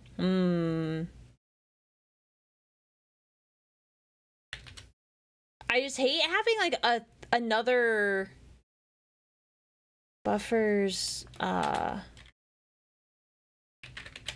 just don't like a third party having access to scheduling my stuff. It's fine. I just have to do it because I don't want a Facebook page for my Instagram account. I'll look into it. I'll look into it. If you have thoughts, Zoran, DM me about it. I just don't like third parties having access to my logins. It makes me a little uncomfy. Because YouTube and TikTok are really easy. I just do those right away. But Instagram, scheduling them is stupid. You have to do it through the app. So I have to download it from my phone. It's a mess. Anyways. Tzeentch Demons. Alright, smash or pass on the disc? That's the question. Would you smash or pass the disc? It's just disc. Disc guy. It's gonna send you a disc pic. Anyway. Horrors. Demons of pure magic which form the core of Tzeentch's armies. Their bodies are constantly There's twisting into new pink. shapes and colors. They bite, scratch, and hurl warp fire at their enemies, a sorcerous flame that burns flesh and warps reality. Their chaotic nature makes them unpredictable, and they exist in several forms. Pink horrors are the largest and most cheerful, laughing wildly as they unleash their magic. When killed, they split into two blue horrors, which are smaller and angrier versions of their pink I do counterpart. not like them in They are more Volcan. aggressive and will resort more often to melee combat. If those are slain, they finally break down into two vengeful brimstone horrors, tiny creatures of warp flame that charge their enemies and explode in a final burst of destruction. Some pink horrors can even be empowered to become iridescent horrors, which act as Ooh. leaders. It's like shiny Pokemon, right, guys? It's like having a shiny Pokemon. Guiding their kin with greater intelligence and stronger magic. Due to their shifting forms and endless multiplication, horrors are the perfect embodiment of Tzeentch's most chaotic aspects. Flamers. They are living conduits of sorcerous fire. They have no fixed look form. really cool in Tendrils, Volcan. claws, and mouths emerge and vanish as they move, leaving behind trails of flickering, unnatural flames. Unlike normal fire, warp flame doesn't just consume, it changes. A single touch can melt armor, transform victims into mindless creatures, or dissolve them into nothingness. Flamers unleash these flames by spewing them from gaping So maws that many appear on their holes. hands and limbs, with their entire bodies contorting as they I've attack. never seen art of them Flamers like this. act as shock troops, moving across the battlefield in unpredictable leaps, spreading magical infernos wherever they land. More powerful versions exist, known as exalted flamers. These demons burn even hotter, and they are capable of melting through tanks and fortifications with ease. They are sometimes mounted atop burning chariots, amplifying their destructive power even further. Screamers. Swift, manta-like demons that glide through the air, slashing at enemies with their razor-sharp fins. They are pure predatory instinct, moving with These look like the nightmares from Minecraft. I think, are they called nightmares? I made a joke about it when I was playing Bolt Gun very early in my streaming days, but the Phantoms, thank you. Even during that time, I forgot that they're called Phantoms. These remind me of the Phantoms from Minecraft. with unnatural speed as they hunt and strike without warning. Screamers are built for hit-and-run attacks, diving into enemy lines and cutting through armor and flesh in a single pass. Their serrated fins can even slice through reality itself, leaving behind shimmering wounds in the air. Their lamprey-like mouths are capable of biting through vehicles and Okay, that looks kind of cute, though. consuming the very essence of their victims. Unlike other demon beasts, screamers cannot be used as mounts due to their wild and untamable nature. Never However, jack with Tzeentch a can horse. reshape Don't them into be special stupid. demonic discs, binding them to a rider through sorcery, something we'll cover in the next entry. Discs of Tzeentch. These are screamers that have been reshaped by Tzeentch's sorcery, bound into service as flying mounts for Frisbee. favored sorcerers and demons. Unlike their wild counterparts, discs are fully controlled by their rider, gliding through the air with unnatural speed while striking surrounding enemies with enchanted blades, fanged maws, or writhing tendrils. Discs are typically awarded to heralds of Tzeentch or Chaos champions, allowing them to soar across the battlefield and strike from above. Some are adorned with watching eyes, plated in warp-forged gold and silver, or enhanced with psychic senses that attune them to their rider's will. In rare cases, Tzeentch creates flying chariots, formed by a disc pulled by two screamers. These demonic war machines carry the most powerful sorcerers into battle at the head of vast demon legions. Heralds I was thinking about that. Yeah, there's an eye on top of the disc, so the disc is always looking up the rider's, like, loincloth, skirt, whatever you want to call it. Weird. of Tzeentch. The most powerful and cunning among horrors, heralds are chosen by the Changer of Ways to serve as commanders and sorcerers in his legions. They act as focal points for Tzeentch's magic, amplifying the power of nearby He's demons got one of Zoran's orbs. That's one of Zoran's orbs. Give it back. and warping the battlefield with their presence. Some ride into battle on discs of Tzeentch, soaring above the chaos while directing their forces with calculated precision. There are many variations of heralds, each with unique abilities. They all look weird. Fate skimmers lead from the skies on burning chariots, commanding with both sorcery and warp fire. Fluxmasters are powerful spellcasters, acting as conduits for Tzeentch's devastating magic. Changecasters serve as footbound leaders, directing demonic war bands with their knowledge of fate and sorcery. Each herald is a formidable magic threat, a leader, and a direct extension of Tzeentch's will on the battlefield. The Blue Scribes. A pair of bizarre twin heralds, Pteryx and Zirat, created by Tzeentch for a singular purpose, to recover every lost fragment I like that. It's, you know, they're palindromes of each other. of his former power. According to legend, there was a time when Tzeentch ruled supreme over the warp, until the other Chaos Gods united against him, shattering his form into 10,000 pieces. Each shard contained a fragment of his essence scattered across time and space. I'm so sad about the Blue this. Scribes travel the galaxy on top of their Disc of Tzeentch to find and record them all in the hopes of restoring their master's lost supremacy. Despite their grand mission, the Blue Scribes are a peculiar and inefficient duo. Pteryx can transcribe spells into chaos runes and glyphs, but cannot read his own writings. Zirat can read his brother's scrawls, but cannot understand them, leading to uncontrolled bursts of magic whenever he speaks. To make matters worse, the two are constantly bickering, slowing their progress even further. But this design is no accident. Tzeentch cannot risk entrusting this task to a more powerful demon, as any ambitious servant might claim his power for themselves. The Changeling. A master of deception and trickery, the Changeling is an extremely insidious herald of Tzeentch. Unlike other heralds, it does not command armies or fight openly. Instead, it infiltrates and manipulates, taking on any form it desires. The Changeling's disguises are flawless. It mimics the voices, movements, and even the abilities of those it impersonates. It has fooled Xenos, humans, and even greater demons, and it can set entire factions against one another or subtly twist the course of history for its own amusement. Even if discovered, the Changeling is far from defenseless. It wields powerful sorcery, capable of warping reality and turning an enemy's own attacks against them. The true extent of its schemes is unknown, even to other demons of Tzeentch. Whether acting on direct orders or pursuing its own unknowable agenda, the Changeling ensures that nothing, not even the plans of the Architect of Fate, are truly predictable. Dark Princelings. Demon princes of Tzeentch, known as Dark Princelings, are mortals who have achieved the highest favor of the Changer of Ways, ascending into immortal beings of sorcery and deception. Each Dark Princeling is shaped by the path they took to demonhood. Some remain hidden manipulators working from the shadows, while others lead Tzeentch's scintillating legions as warlords, commanding through sorcery rather than brute strength.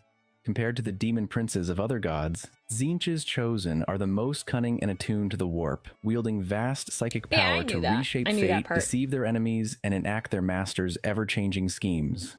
A very notorious and enigmatic example is Gargatuloth, the Prince of 1,000 Faces. He exists simultaneously in real space and the warp, blurry. I can barely see fate him. across both realms. He is also so attuned to his god's forbidden knowledge that he managed to immerse himself in Tzeentch's flux of revelations and survive the experience. Magnus the Red, the demon primarch of the Thousand Suns. Magnus is one of the most powerful psychers in existence. He fell to Tzeentch after his near death on Prospero, who ascended him to demonhood and rebuilt his broken body. On the battlefield, Magnus is a walking cataclysm. His presence tears reality apart, warping time and space as he advances. His gaze can shatter minds, and the strongest defenses crumble under the weight of his sorcery. With a thought, he hurls blasts of raw psychic energy, capable of erasing tanks, titans, and entire squads in an instant.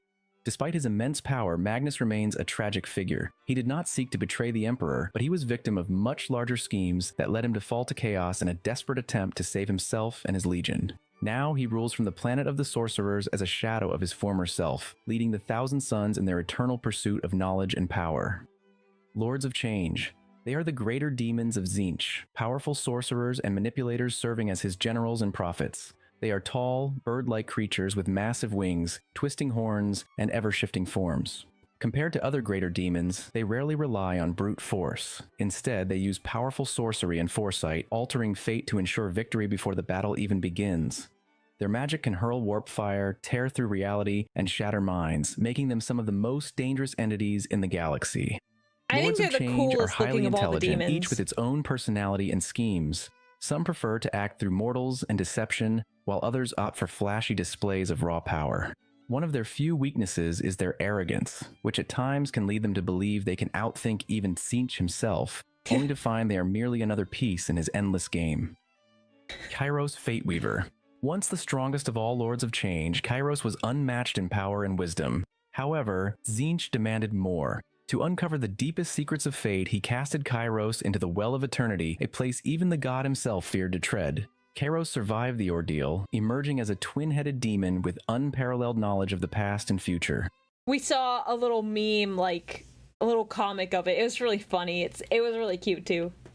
But as always, there was a catch. His two heads never speak the same truth, limiting his reliability as Oracle. He also paid a steep price for this power, as his body was considerably weakened and he lost the ability to see present events. Though still an immensely powerful sorcerer, he is no longer the warrior he once was. Despite this, Kairos has shaped countless events throughout history. He was an instrumental tool in Tzeentch's schemes during the Horus Heresy, and he has even battled multiple Primarchs in his long existence. I need to read those books. Among all Lords of Change, Aidios is the most destructive. He is not known for manipulation or deception, but for raw, unparalleled sorcery. His power is so overwhelming that he is often described as a walking exterminatus, capable of annihilating entire armies with reality-breaking warp fire.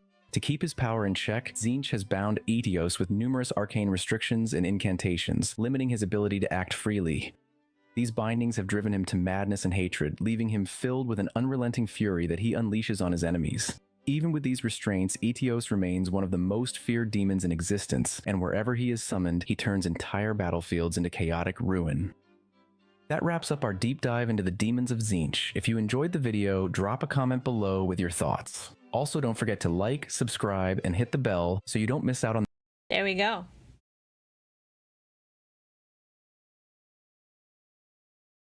So I saw someone's comment as to why Zangors aren't on here. It's because, yeah, thank you. They are mutants. They're not demons. That's why. I do this every time. There you guys go.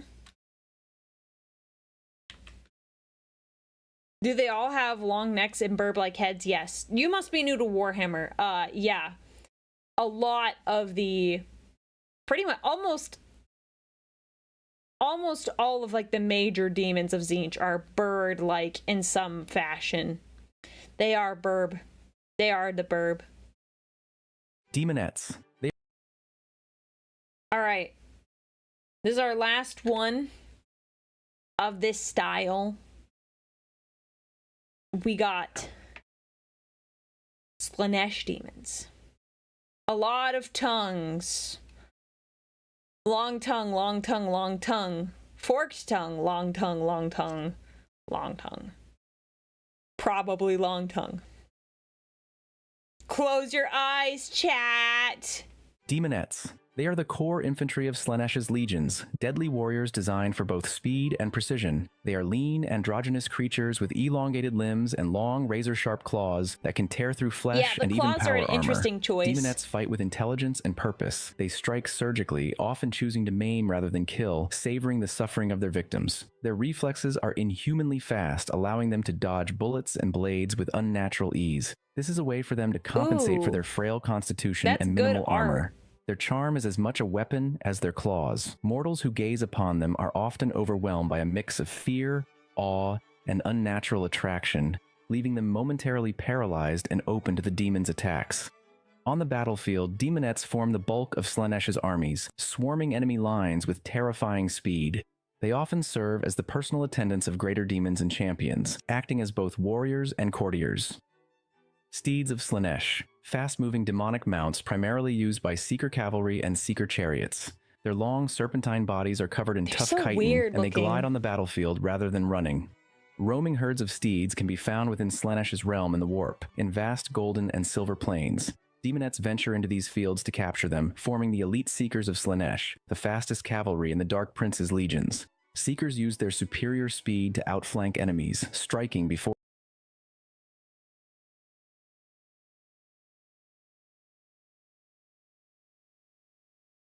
Ah, I see. or they can react. The steeds' whip-like tongues secrete a mild paralytic venom, weakening opponents before the demonettes finish them off. Steeds are also harnessed into Seeker chariots, where they drag massive bladed war machines to battle. These chariots crush and dismember anything in their path, making them a key assault unit in Slaanesh's forces. Though fragile compared to the mounts of other Chaos gods, steeds of Slaanesh rely on speed, agility, and precision, making them ideal for fast attacks and ambush tactics. I think they are spikes, chat. Fiends. They are deadly four-legged demon beasts that blend speed, strength, and disruptive abilities, making them some of the most dangerous creatures in Slaanesh's legions. Unlike the more graceful steeds, fiends are brutal hunters that can rip their enemies to shreds with powerful claws and barbed tails. One of their most feared traits is their discordant screech, a piercing, unnatural sound that disrupts enemy psychers and weakens warp-based abilities, making them valuable against sorcerers and warp-sensitive foes. Fiends also exude a soporific musk, a potent scent that overwhelms the senses of mortals, slowing their movements and dulling pain responses, making them more susceptible to the fiend's attacks. They are rarely seen in large numbers, preferring to hunt in small packs or serve as shock troops. They use their powerful legs to leap great distances and strike with their scythe-like claws coated in paralytic venom. It's so bizarre to look at. I don't like it. Heralds of Slaanesh. The elite demoness coated in... You see the rear-facing legs? So it's like legs like this, so it's almost like a person, and then the legs back here face the other way. Paralytic venom. Heralds of Slaanesh. The elite demonettes who have ascended beyond their kin, acting as leaders, champions, and emissaries of the Dark Prince. They embody Slaanesh's ideals of excess, pleasure, and cruelty, each specializing in a different aspect of war. Transweavers are the standard heralds of the legions of excess. They lead packs of demonettes and inspire them to greater heights of sadism, while their own razor-sharp claws carve through enemies with ease.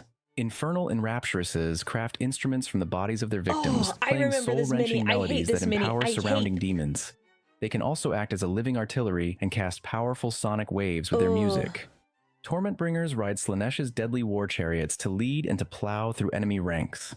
They focus on high-speed carnage, turning battlefields into blood-drenched spectacles of excess. Chosen Children. Demon princes of Slaanesh, also known as the Chosen Children, are former mortals who achieve the ultimate reward of ascension to demonhood. Compared to the other gods, Slaanesh offers many paths for ascension. Their rise can come from unmatched artistry, reaching new heights of pleasure, or the classic pursuit of perfection in battle. But a demon prince of Slaanesh must constantly surpass their own achievements, or risk being cast down and turned into a chaos spawn for failing to amuse their master. In battle, the chosen children are among the fastest and most agile demon princes, using inhuman speed, grace, and precision to slay their enemies. They fight with whips, claws, and enchanted blades. Their psychic abilities focus on overwhelming the senses, twisting minds with waves of pleasure and agony until resistance becomes Lucius impossible. the Eternal is. Among them, few embody the pursuit of excess like Doom Rider, a former Chaos Space Marine who sought the ultimate rush. He ascended to demonhood by embracing speed as his obsession and impressing the Dark Prince. Keepers of Secrets. We're not going to talk about Lucius the Eternal? Is he not considered chosen children? The greater demons of Slaanesh and its most terrifying emissaries, created to serve as the Dark Prince's powerful generals. Their name comes from their ability to peer into the minds of mortals, uncovering their deepest secrets, desires, and weaknesses to exploit them in battle. Their forms are tall, elegant, and alluring, and they wield enchanted whips or swords.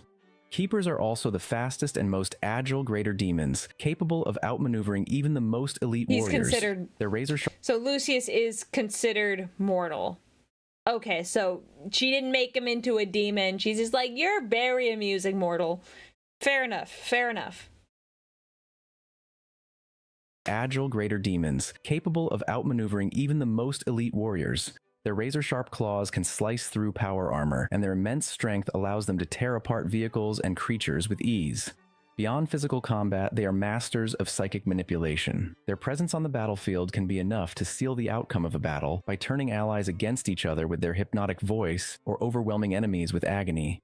There are many infamous keepers, each with their own story and ambitions. I was gonna say, you got the stockings.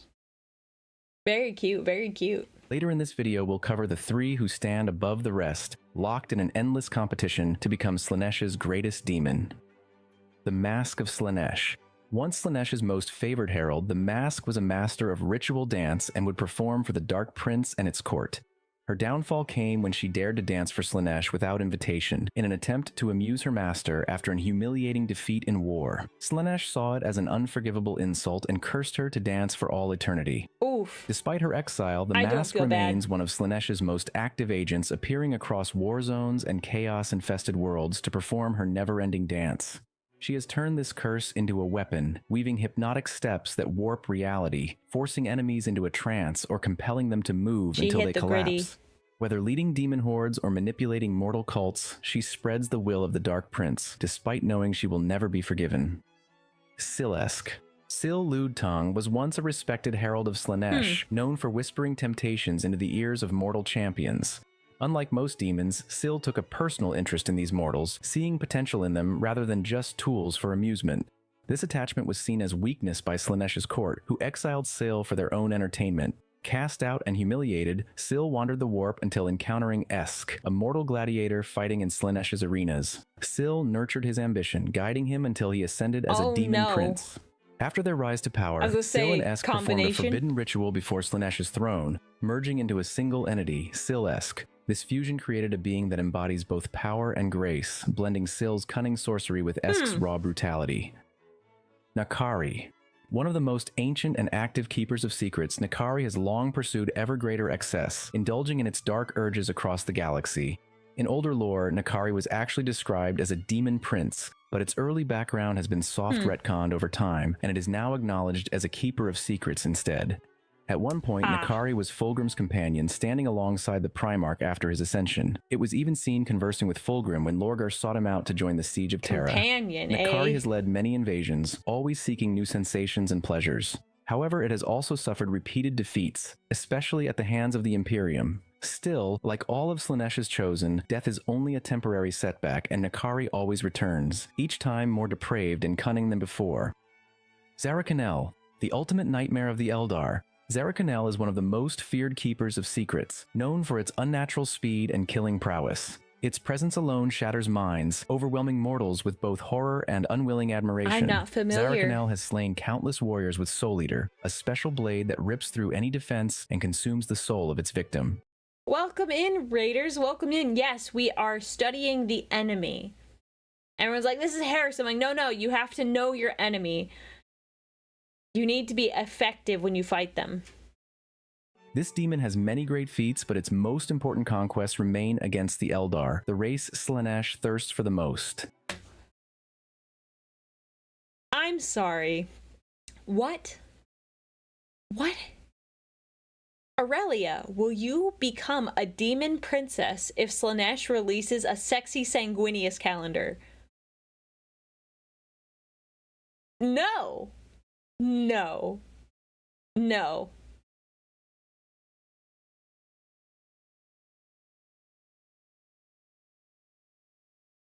Tempting. No, not even close.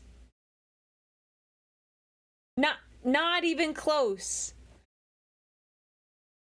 Look, I remember what he looks like. I don't need a sexy calendar to remind me, okay?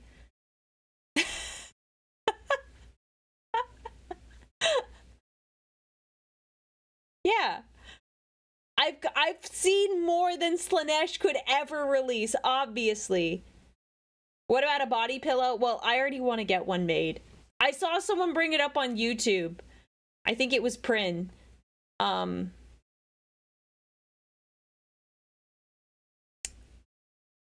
guys really want that body pillow? I keep asking, and every time I'm still like not sure about it.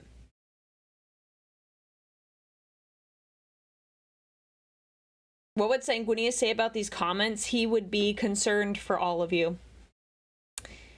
He'd be concerned for all of you. Yeah.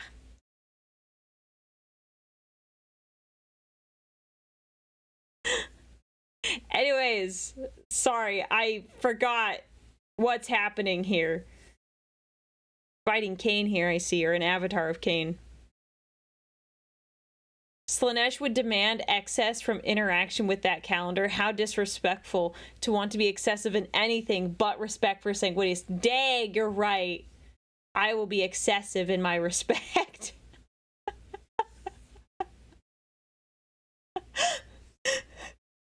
Okay, we're gonna go back.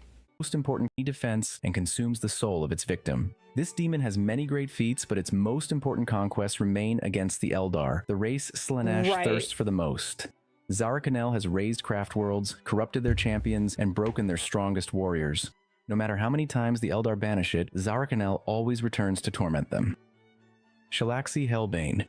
Also known as the Monarch of the Hunt, Shalaxi is Slaanesh's ultimate weapon against the mightiest champions of rival Chaos Gods.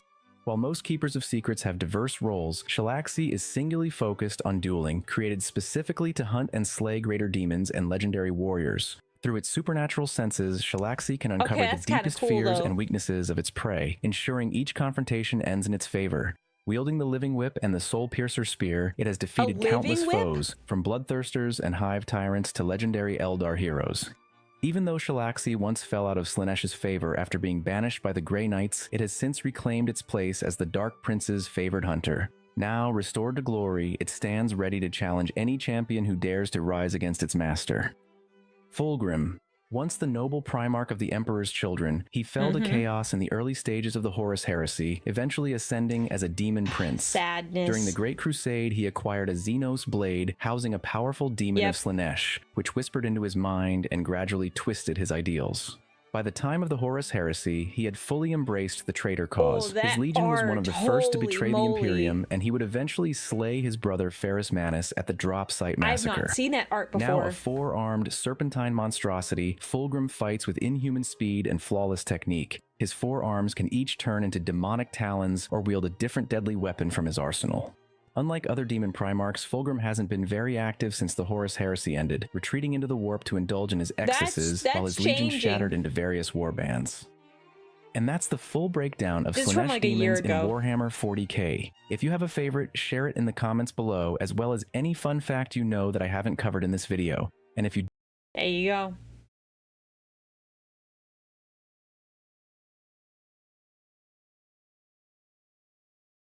He has no legs. Oh no, he has no legs.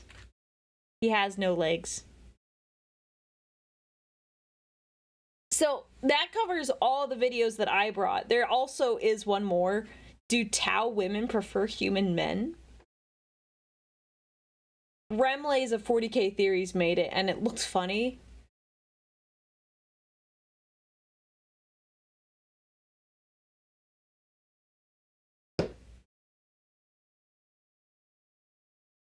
Or do human men prefer Tau women? Oh, well, no, I think as a whole, human men generally prefer human women.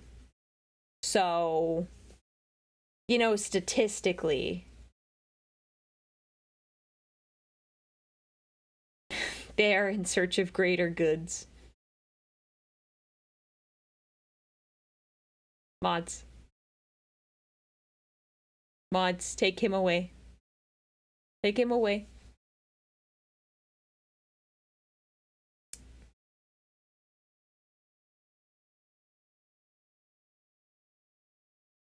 Talking about Lucius got me thinking about The Exorcist, to finding out Dorn has some of the coolest sons. I really like the Imperial Fist. They're really cool. They're really cool. There's so much to like about Warhammer. I just can't... It's hard to pick favorites, but I do. It's the Blood Angels all the way. Okay. We're gonna watch it, because it looks memey and silly. This is from, like, a while ago. It's an April Fool's video from 8 years ago, guys. 8 years ago. I wanted to watch it because it seemed like it was funny.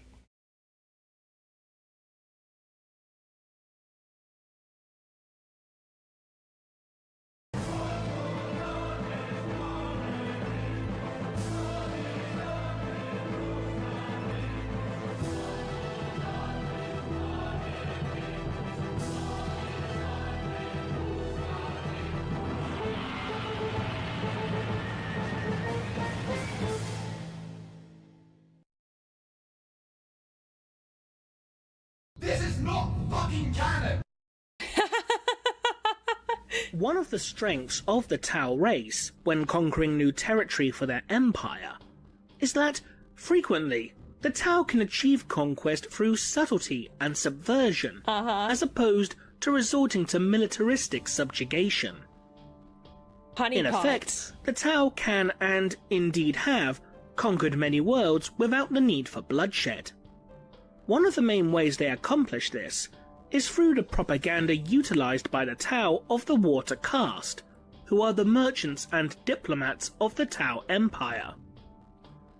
When seeking to claim worlds occupied by humanity, such propaganda will usually detail the benefits of living under the Tau Va, or greater good, such as by showing how Tau society is much kinder and happier than living under the oppressive yoke of the Imperium.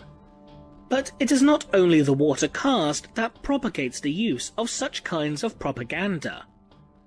Many humans who willingly join the Tau Empire and serve its masters, known in the Tau lexicon as Gearvesa, are also known to attempt to bring more of their kind under the banner of the greater good.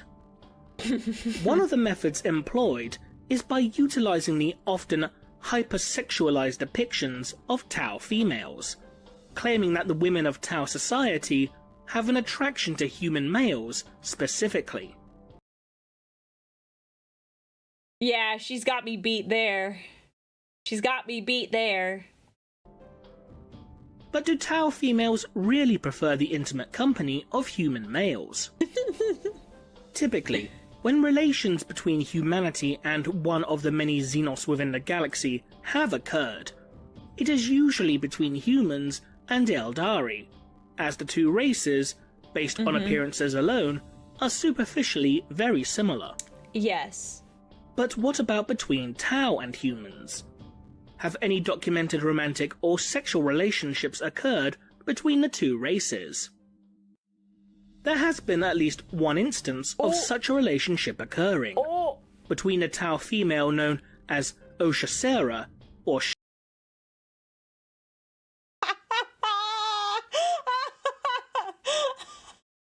Oh no! Oh no! Dang, she's thick though! Oh my my gosh. Dang. This is fake news. He's gonna say there's fake news. It's one of my brothers, man. Shameful. Shameful. Shadow Sun to Imperial. Primarchs. Shameful. Primarchs are where it's at. Primarchs are where it's at. Between a Tau female known as Oshacera, or Shadow Sun to Imperial records, and one of the Captain Generals of the Adeptus Custodes, known informally as Kitten. A recovered hololithic recording by the Emperor of Mankind details that for an undetermined period of time, the two were engaged in not only a romantic, but also sexual relationship, with Shadow Sun claiming how such intimacy between the pair caused her intense pain in her cranium. Oh no, oh no, oh no! This in turn also seems to imply that the cranial cavity of the Tau doubles as an erogenous zone, similar to that of the ears of the Eldari. So this shows that physical and romantic... Huh.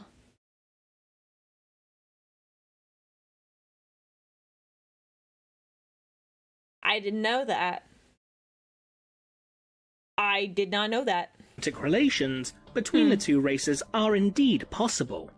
But for what reason would a Tau choose to be with a human over another Tau?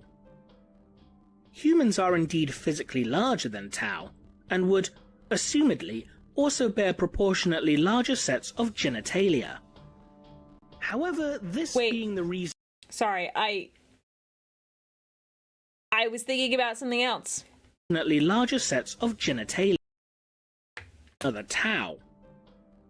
Humans are indeed physically larger than Tau, and would, assumedly, also bear proportionately larger sets of genitalia. However, this being the reason as to why Tau females prefer human males would depend on Tau breeding in a similar manner to humans, as not all sentient species within the galaxy do so. Correct. The Kroot, for example, reproduce by having the males secrete fluid from their palms, which is then absorbed through the skin of the female, who then discharges egg-like polyps from her throat, while the Orcs, by comparison, reproduce by the simple shedding of fungal spores, which will eventually grow into the many different strains of Orcoid.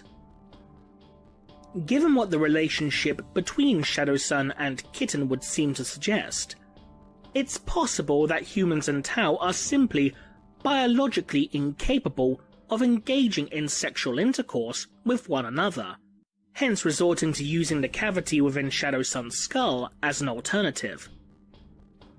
These hypersexualized depictions of Tau females utilized in Tau propaganda appear to be little more than that, Don't propaganda. let the propaganda get you.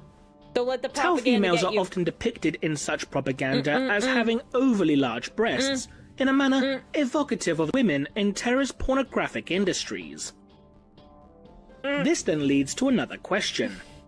Do Tau females have the pronounced breasts that is often depicted in such artwork? One of the few Tau females that had been acquired for scientific study by the Magus Biologus of the Imperium was that of one of the enigmatic ethereal caste. This particular specimen, known only as Aun, not only lacked breast tissue, but also mammary glands of any kind, which would suggest that the Tau do not produce milk or a similar analogue like the humans or Eldari, but possibly feed their offspring via regurgitation, similar to avian life forms, or that their offspring are capable of consuming solids from birth. Admittedly though, this particular specimen may be an anomaly, as Aun is shown lacking the typical hoof-like claws on her toes, which are sported by other members of her race.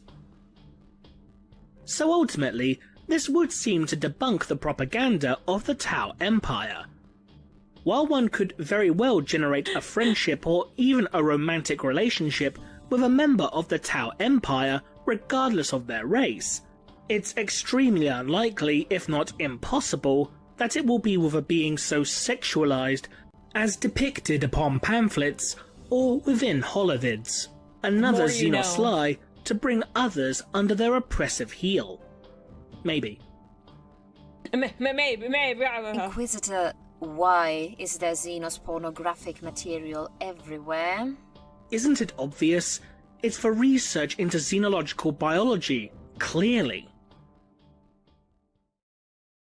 Clearly.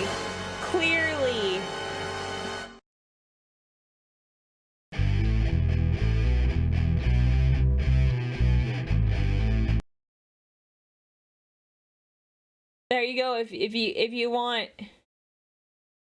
I think he had some commissioned for this video. There you go. There's the @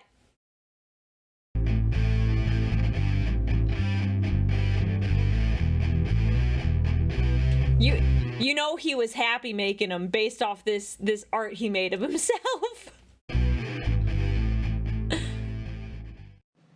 Yeah, obviously it was just for the video. If you use it for anything else, it's heresy. Heresy. You gotta stay strong, chat. Stay strong. Fight the propaganda.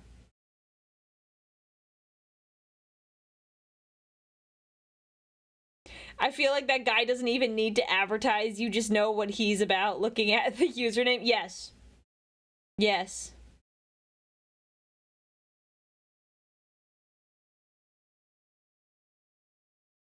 Yeah, the Emperor protects, chat. The Emperor protects. Oh my gosh. Should we look at some of these other... I have a bunch of short videos I see. They get recommended to me. I'm like, oh, I want to watch that. We'll watch it later. We don't have to watch these. But I was just like, huh. Oh, I forgot I had this video. I had a video on Vashtor. You guys want to watch that? I forgot. It's at the bottom of my playlist. Do we want to watch Vashtor or do we want to... It's another 40k theories video. Yeah, sorry. I had him in here because he is a demon and he just is at the bottom of my list. Should we watch Vashtor? Any shorts about Tau females asking for science? No, you look at that on your own time. But don't, because the Emperor protects. I just got my Vashtor mini in the mail. It was meant to be. So, this is part of Remley's channel, 40k lore for newcomers. Whoa. Let me start over. This is part of Remley's channel, 40k theories. They're lore for newcomers. So if you're a newcomer and you have questions, highly recommend his videos. They're pretty good. They're pretty solid. So we're gonna do some digging on Vashtor.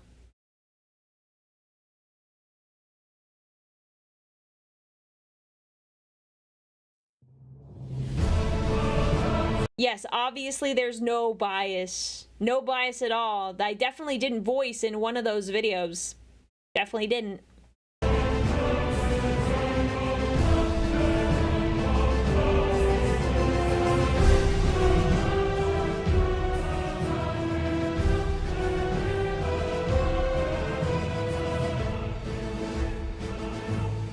Bum, bum, bum, bum.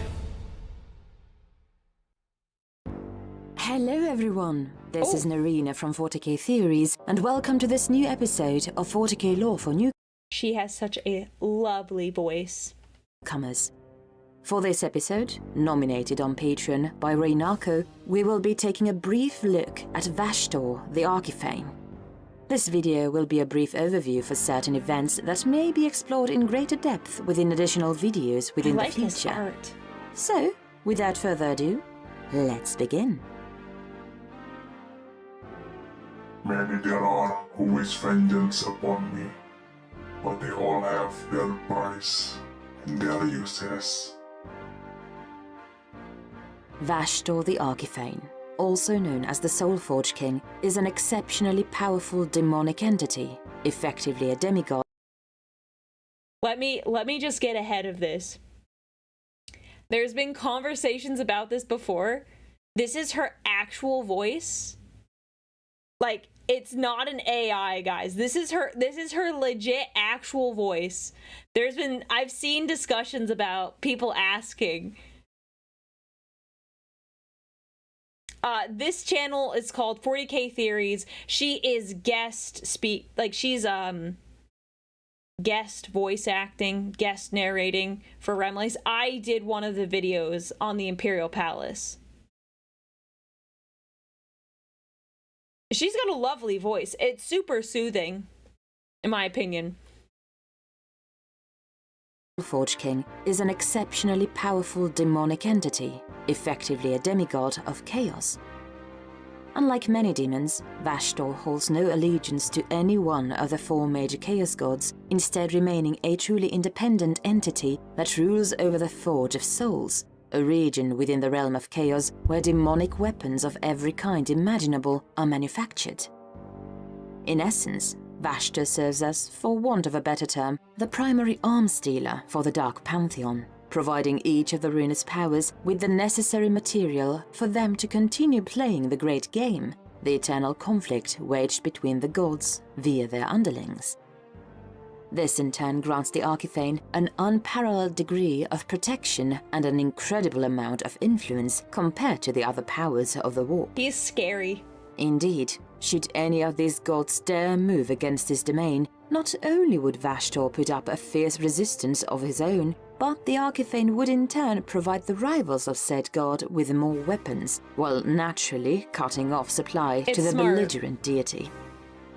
Despite his seemingly innocuous status as the Soulforge King, Vashtor himself is no longer content with his current position, and now strives for something greater, to attain true godhood and ascend to the highest position of power within the chaos.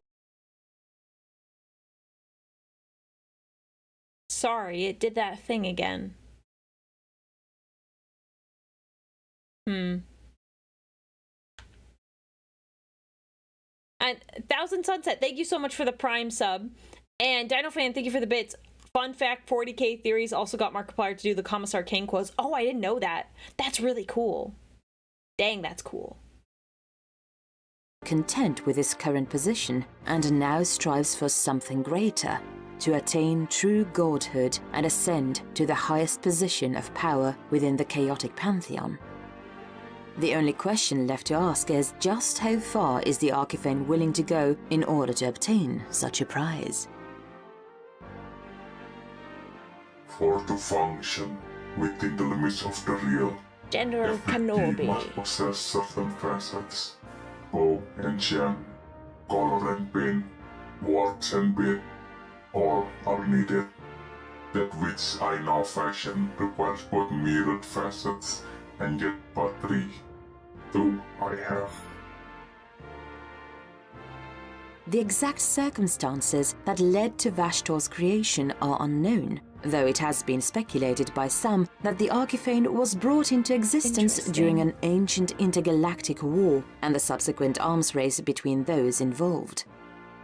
There may very well be a kernel of truth to these claims, as Vashtor is seemingly empowered by acts of innovation, invention, and curiosity undertaken by mortals, particularly those that are devoid of or otherwise lacking in compassion, ethics, or morality. Whatever. If you're an engineer or a doctor, please take your ethics courses. Please.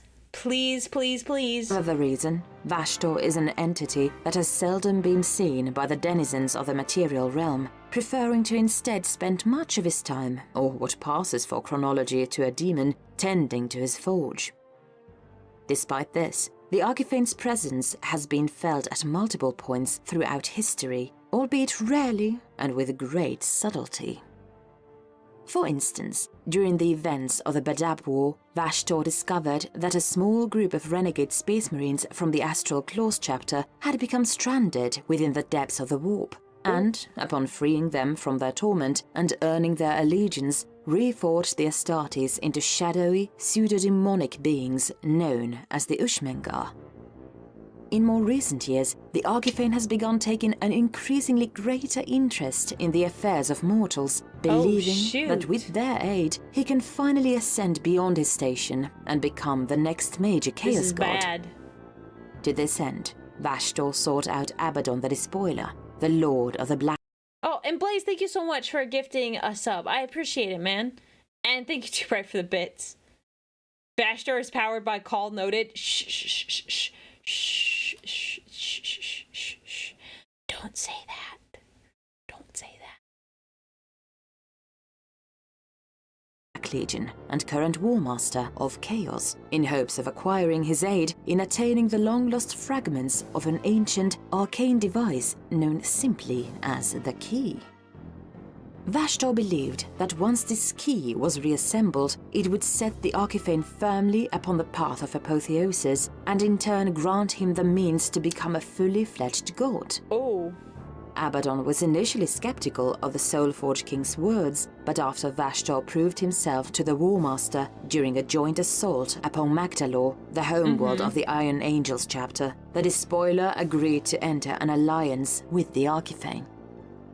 Over the next several months, Vashtor constructed a number of colossal, warp-tainted ships dubbed as the Arks of Omen, which would go on to cut a bloody swathe of destruction across the galaxy in their search for the missing pieces of the key. Eventually, Vashtor came to learn that one of the key's fragments lay within the heart of the rock, the flagship and fortress ministry of the Dark Angels. Good luck! The Archifane personally led the assault to obtain it, but was thwarted in this attempt by a most unexpected foe, Be'lakor, the first and oldest demon prince of Chaos Undivided.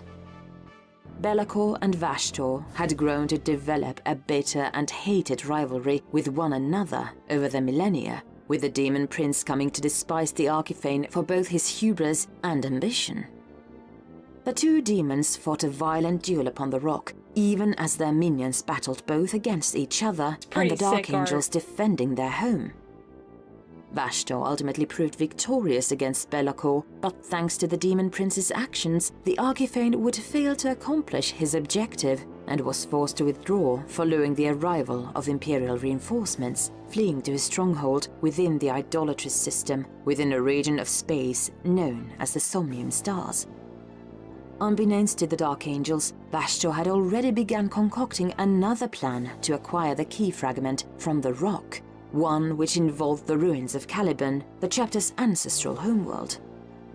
Much to the horror of the Dark Angels, Vashtor had reforged the ruins of Caliban into a colossal battleship, an abomination fashioned from demonic energy and arcane technology that came to be dubbed Wormwood. Oh, that's terrible. Seeking retribution against Vashtor, the Dark Angels, along with roughly 3/4 of all chapters born of their gene line, mustered their forces before setting course for the idolatrous system. That's wild. In the battle that followed, Vashtor would finally succeed in obtaining the final fragment of the key, along with the components of a device known as the Dissonance Engine that was required to activate it, before vanishing into a pocket dimension at the heart of Wormwood. While Wormwood would eventually be destroyed, Vashtor later revealed to Abaddon that not only had he managed to activate the key, but he was now searching for the lock. A vault dating back to the days of the war in heaven that was said to contain the weapon, a device that Vashtor believes will finally grant him the gift of godhood. But as to whether or not the Archifane will ever succeed in his quest to become the next prime chaos god, only time will tell. And that concludes this edition of 40k Lore for newcomers. If you like this video, consider supporting us on Patreon for more content. To those that are new to 40k, we hope you learned something. So, leave a comment below, and thanks for watching. Well done. Very nice voice. Very pretty lady. Very pretty lady.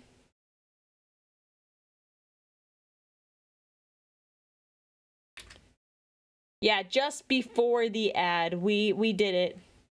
We did it, boys, just in time. I'm a baller like that. That sounded super cringe. I should not say things like that. That was very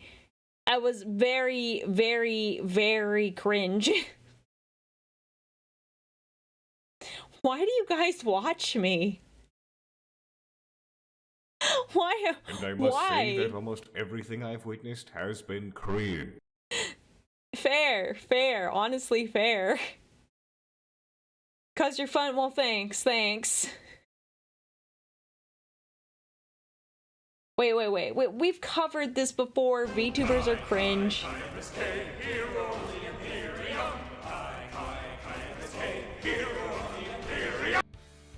Yeah. I'm here for the pain. I don't know. A lot of people did not like my joke earlier about the virus, so, like... Am I really that funny? Am I really that funny? Only time will tell. We've covered this before. Yes, we will continue and constantly go over it. It will never end. I will always ask why, because I will never understand completely. Because if you had told high school me that I would be doing this, I wouldn't have believed you. Yeah. Found you from your YouTube shorts. I think you're very funny and entertaining. Oh, thank you. By the way, this is not a ploy to get you guys to compliment me. It just catches me off guard. That's all. By the way, I posted this in the Discord server, but I have previously talked about I have an affiliate link with Zephyr Arcade for US based customers. However, I felt really bad about those of you in the UK and in Europe. I am working with I have another affiliate program with Element Games. If you want discounts on Warhammer minis, they've got them, and they ship to the UK and the and Europe. So highly recommend them. I've heard nothing but good things. So go check them out. I've got a special link so you guys get a discount and I just get a little bit of a kickback. But I brought it up on Discord. I also have that Starforge thing that just happened, but you know, I won't talk about it too much longer because we're gonna go raid someone. We're gonna do a raid. Let's see. Let us see here who we are going to go bother this evening.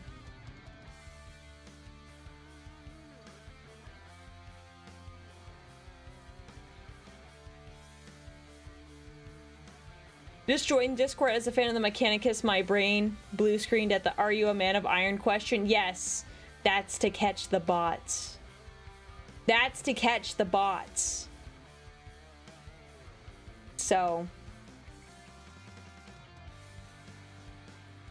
let's see, maybe I need to follow more VTubers. I need to follow more VTubers and people so that I have more options to like raid for raiding.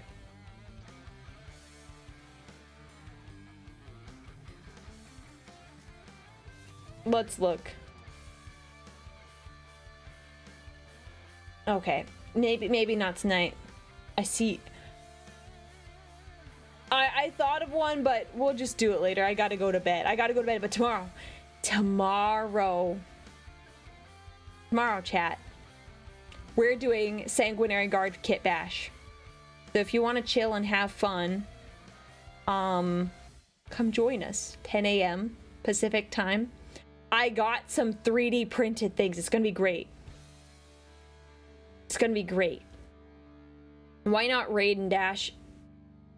I feel bad for doing that, and I end up sitting there anyways, even when I say I left, because I feel bad. Anyways, chat. I will see you all later. Don't skip leg day. Oh yeah, my birthday's on Sunday. We're gonna hang out and have fun, and it'll be a good, fun time. Yeah. Don't skip leg day. Bye!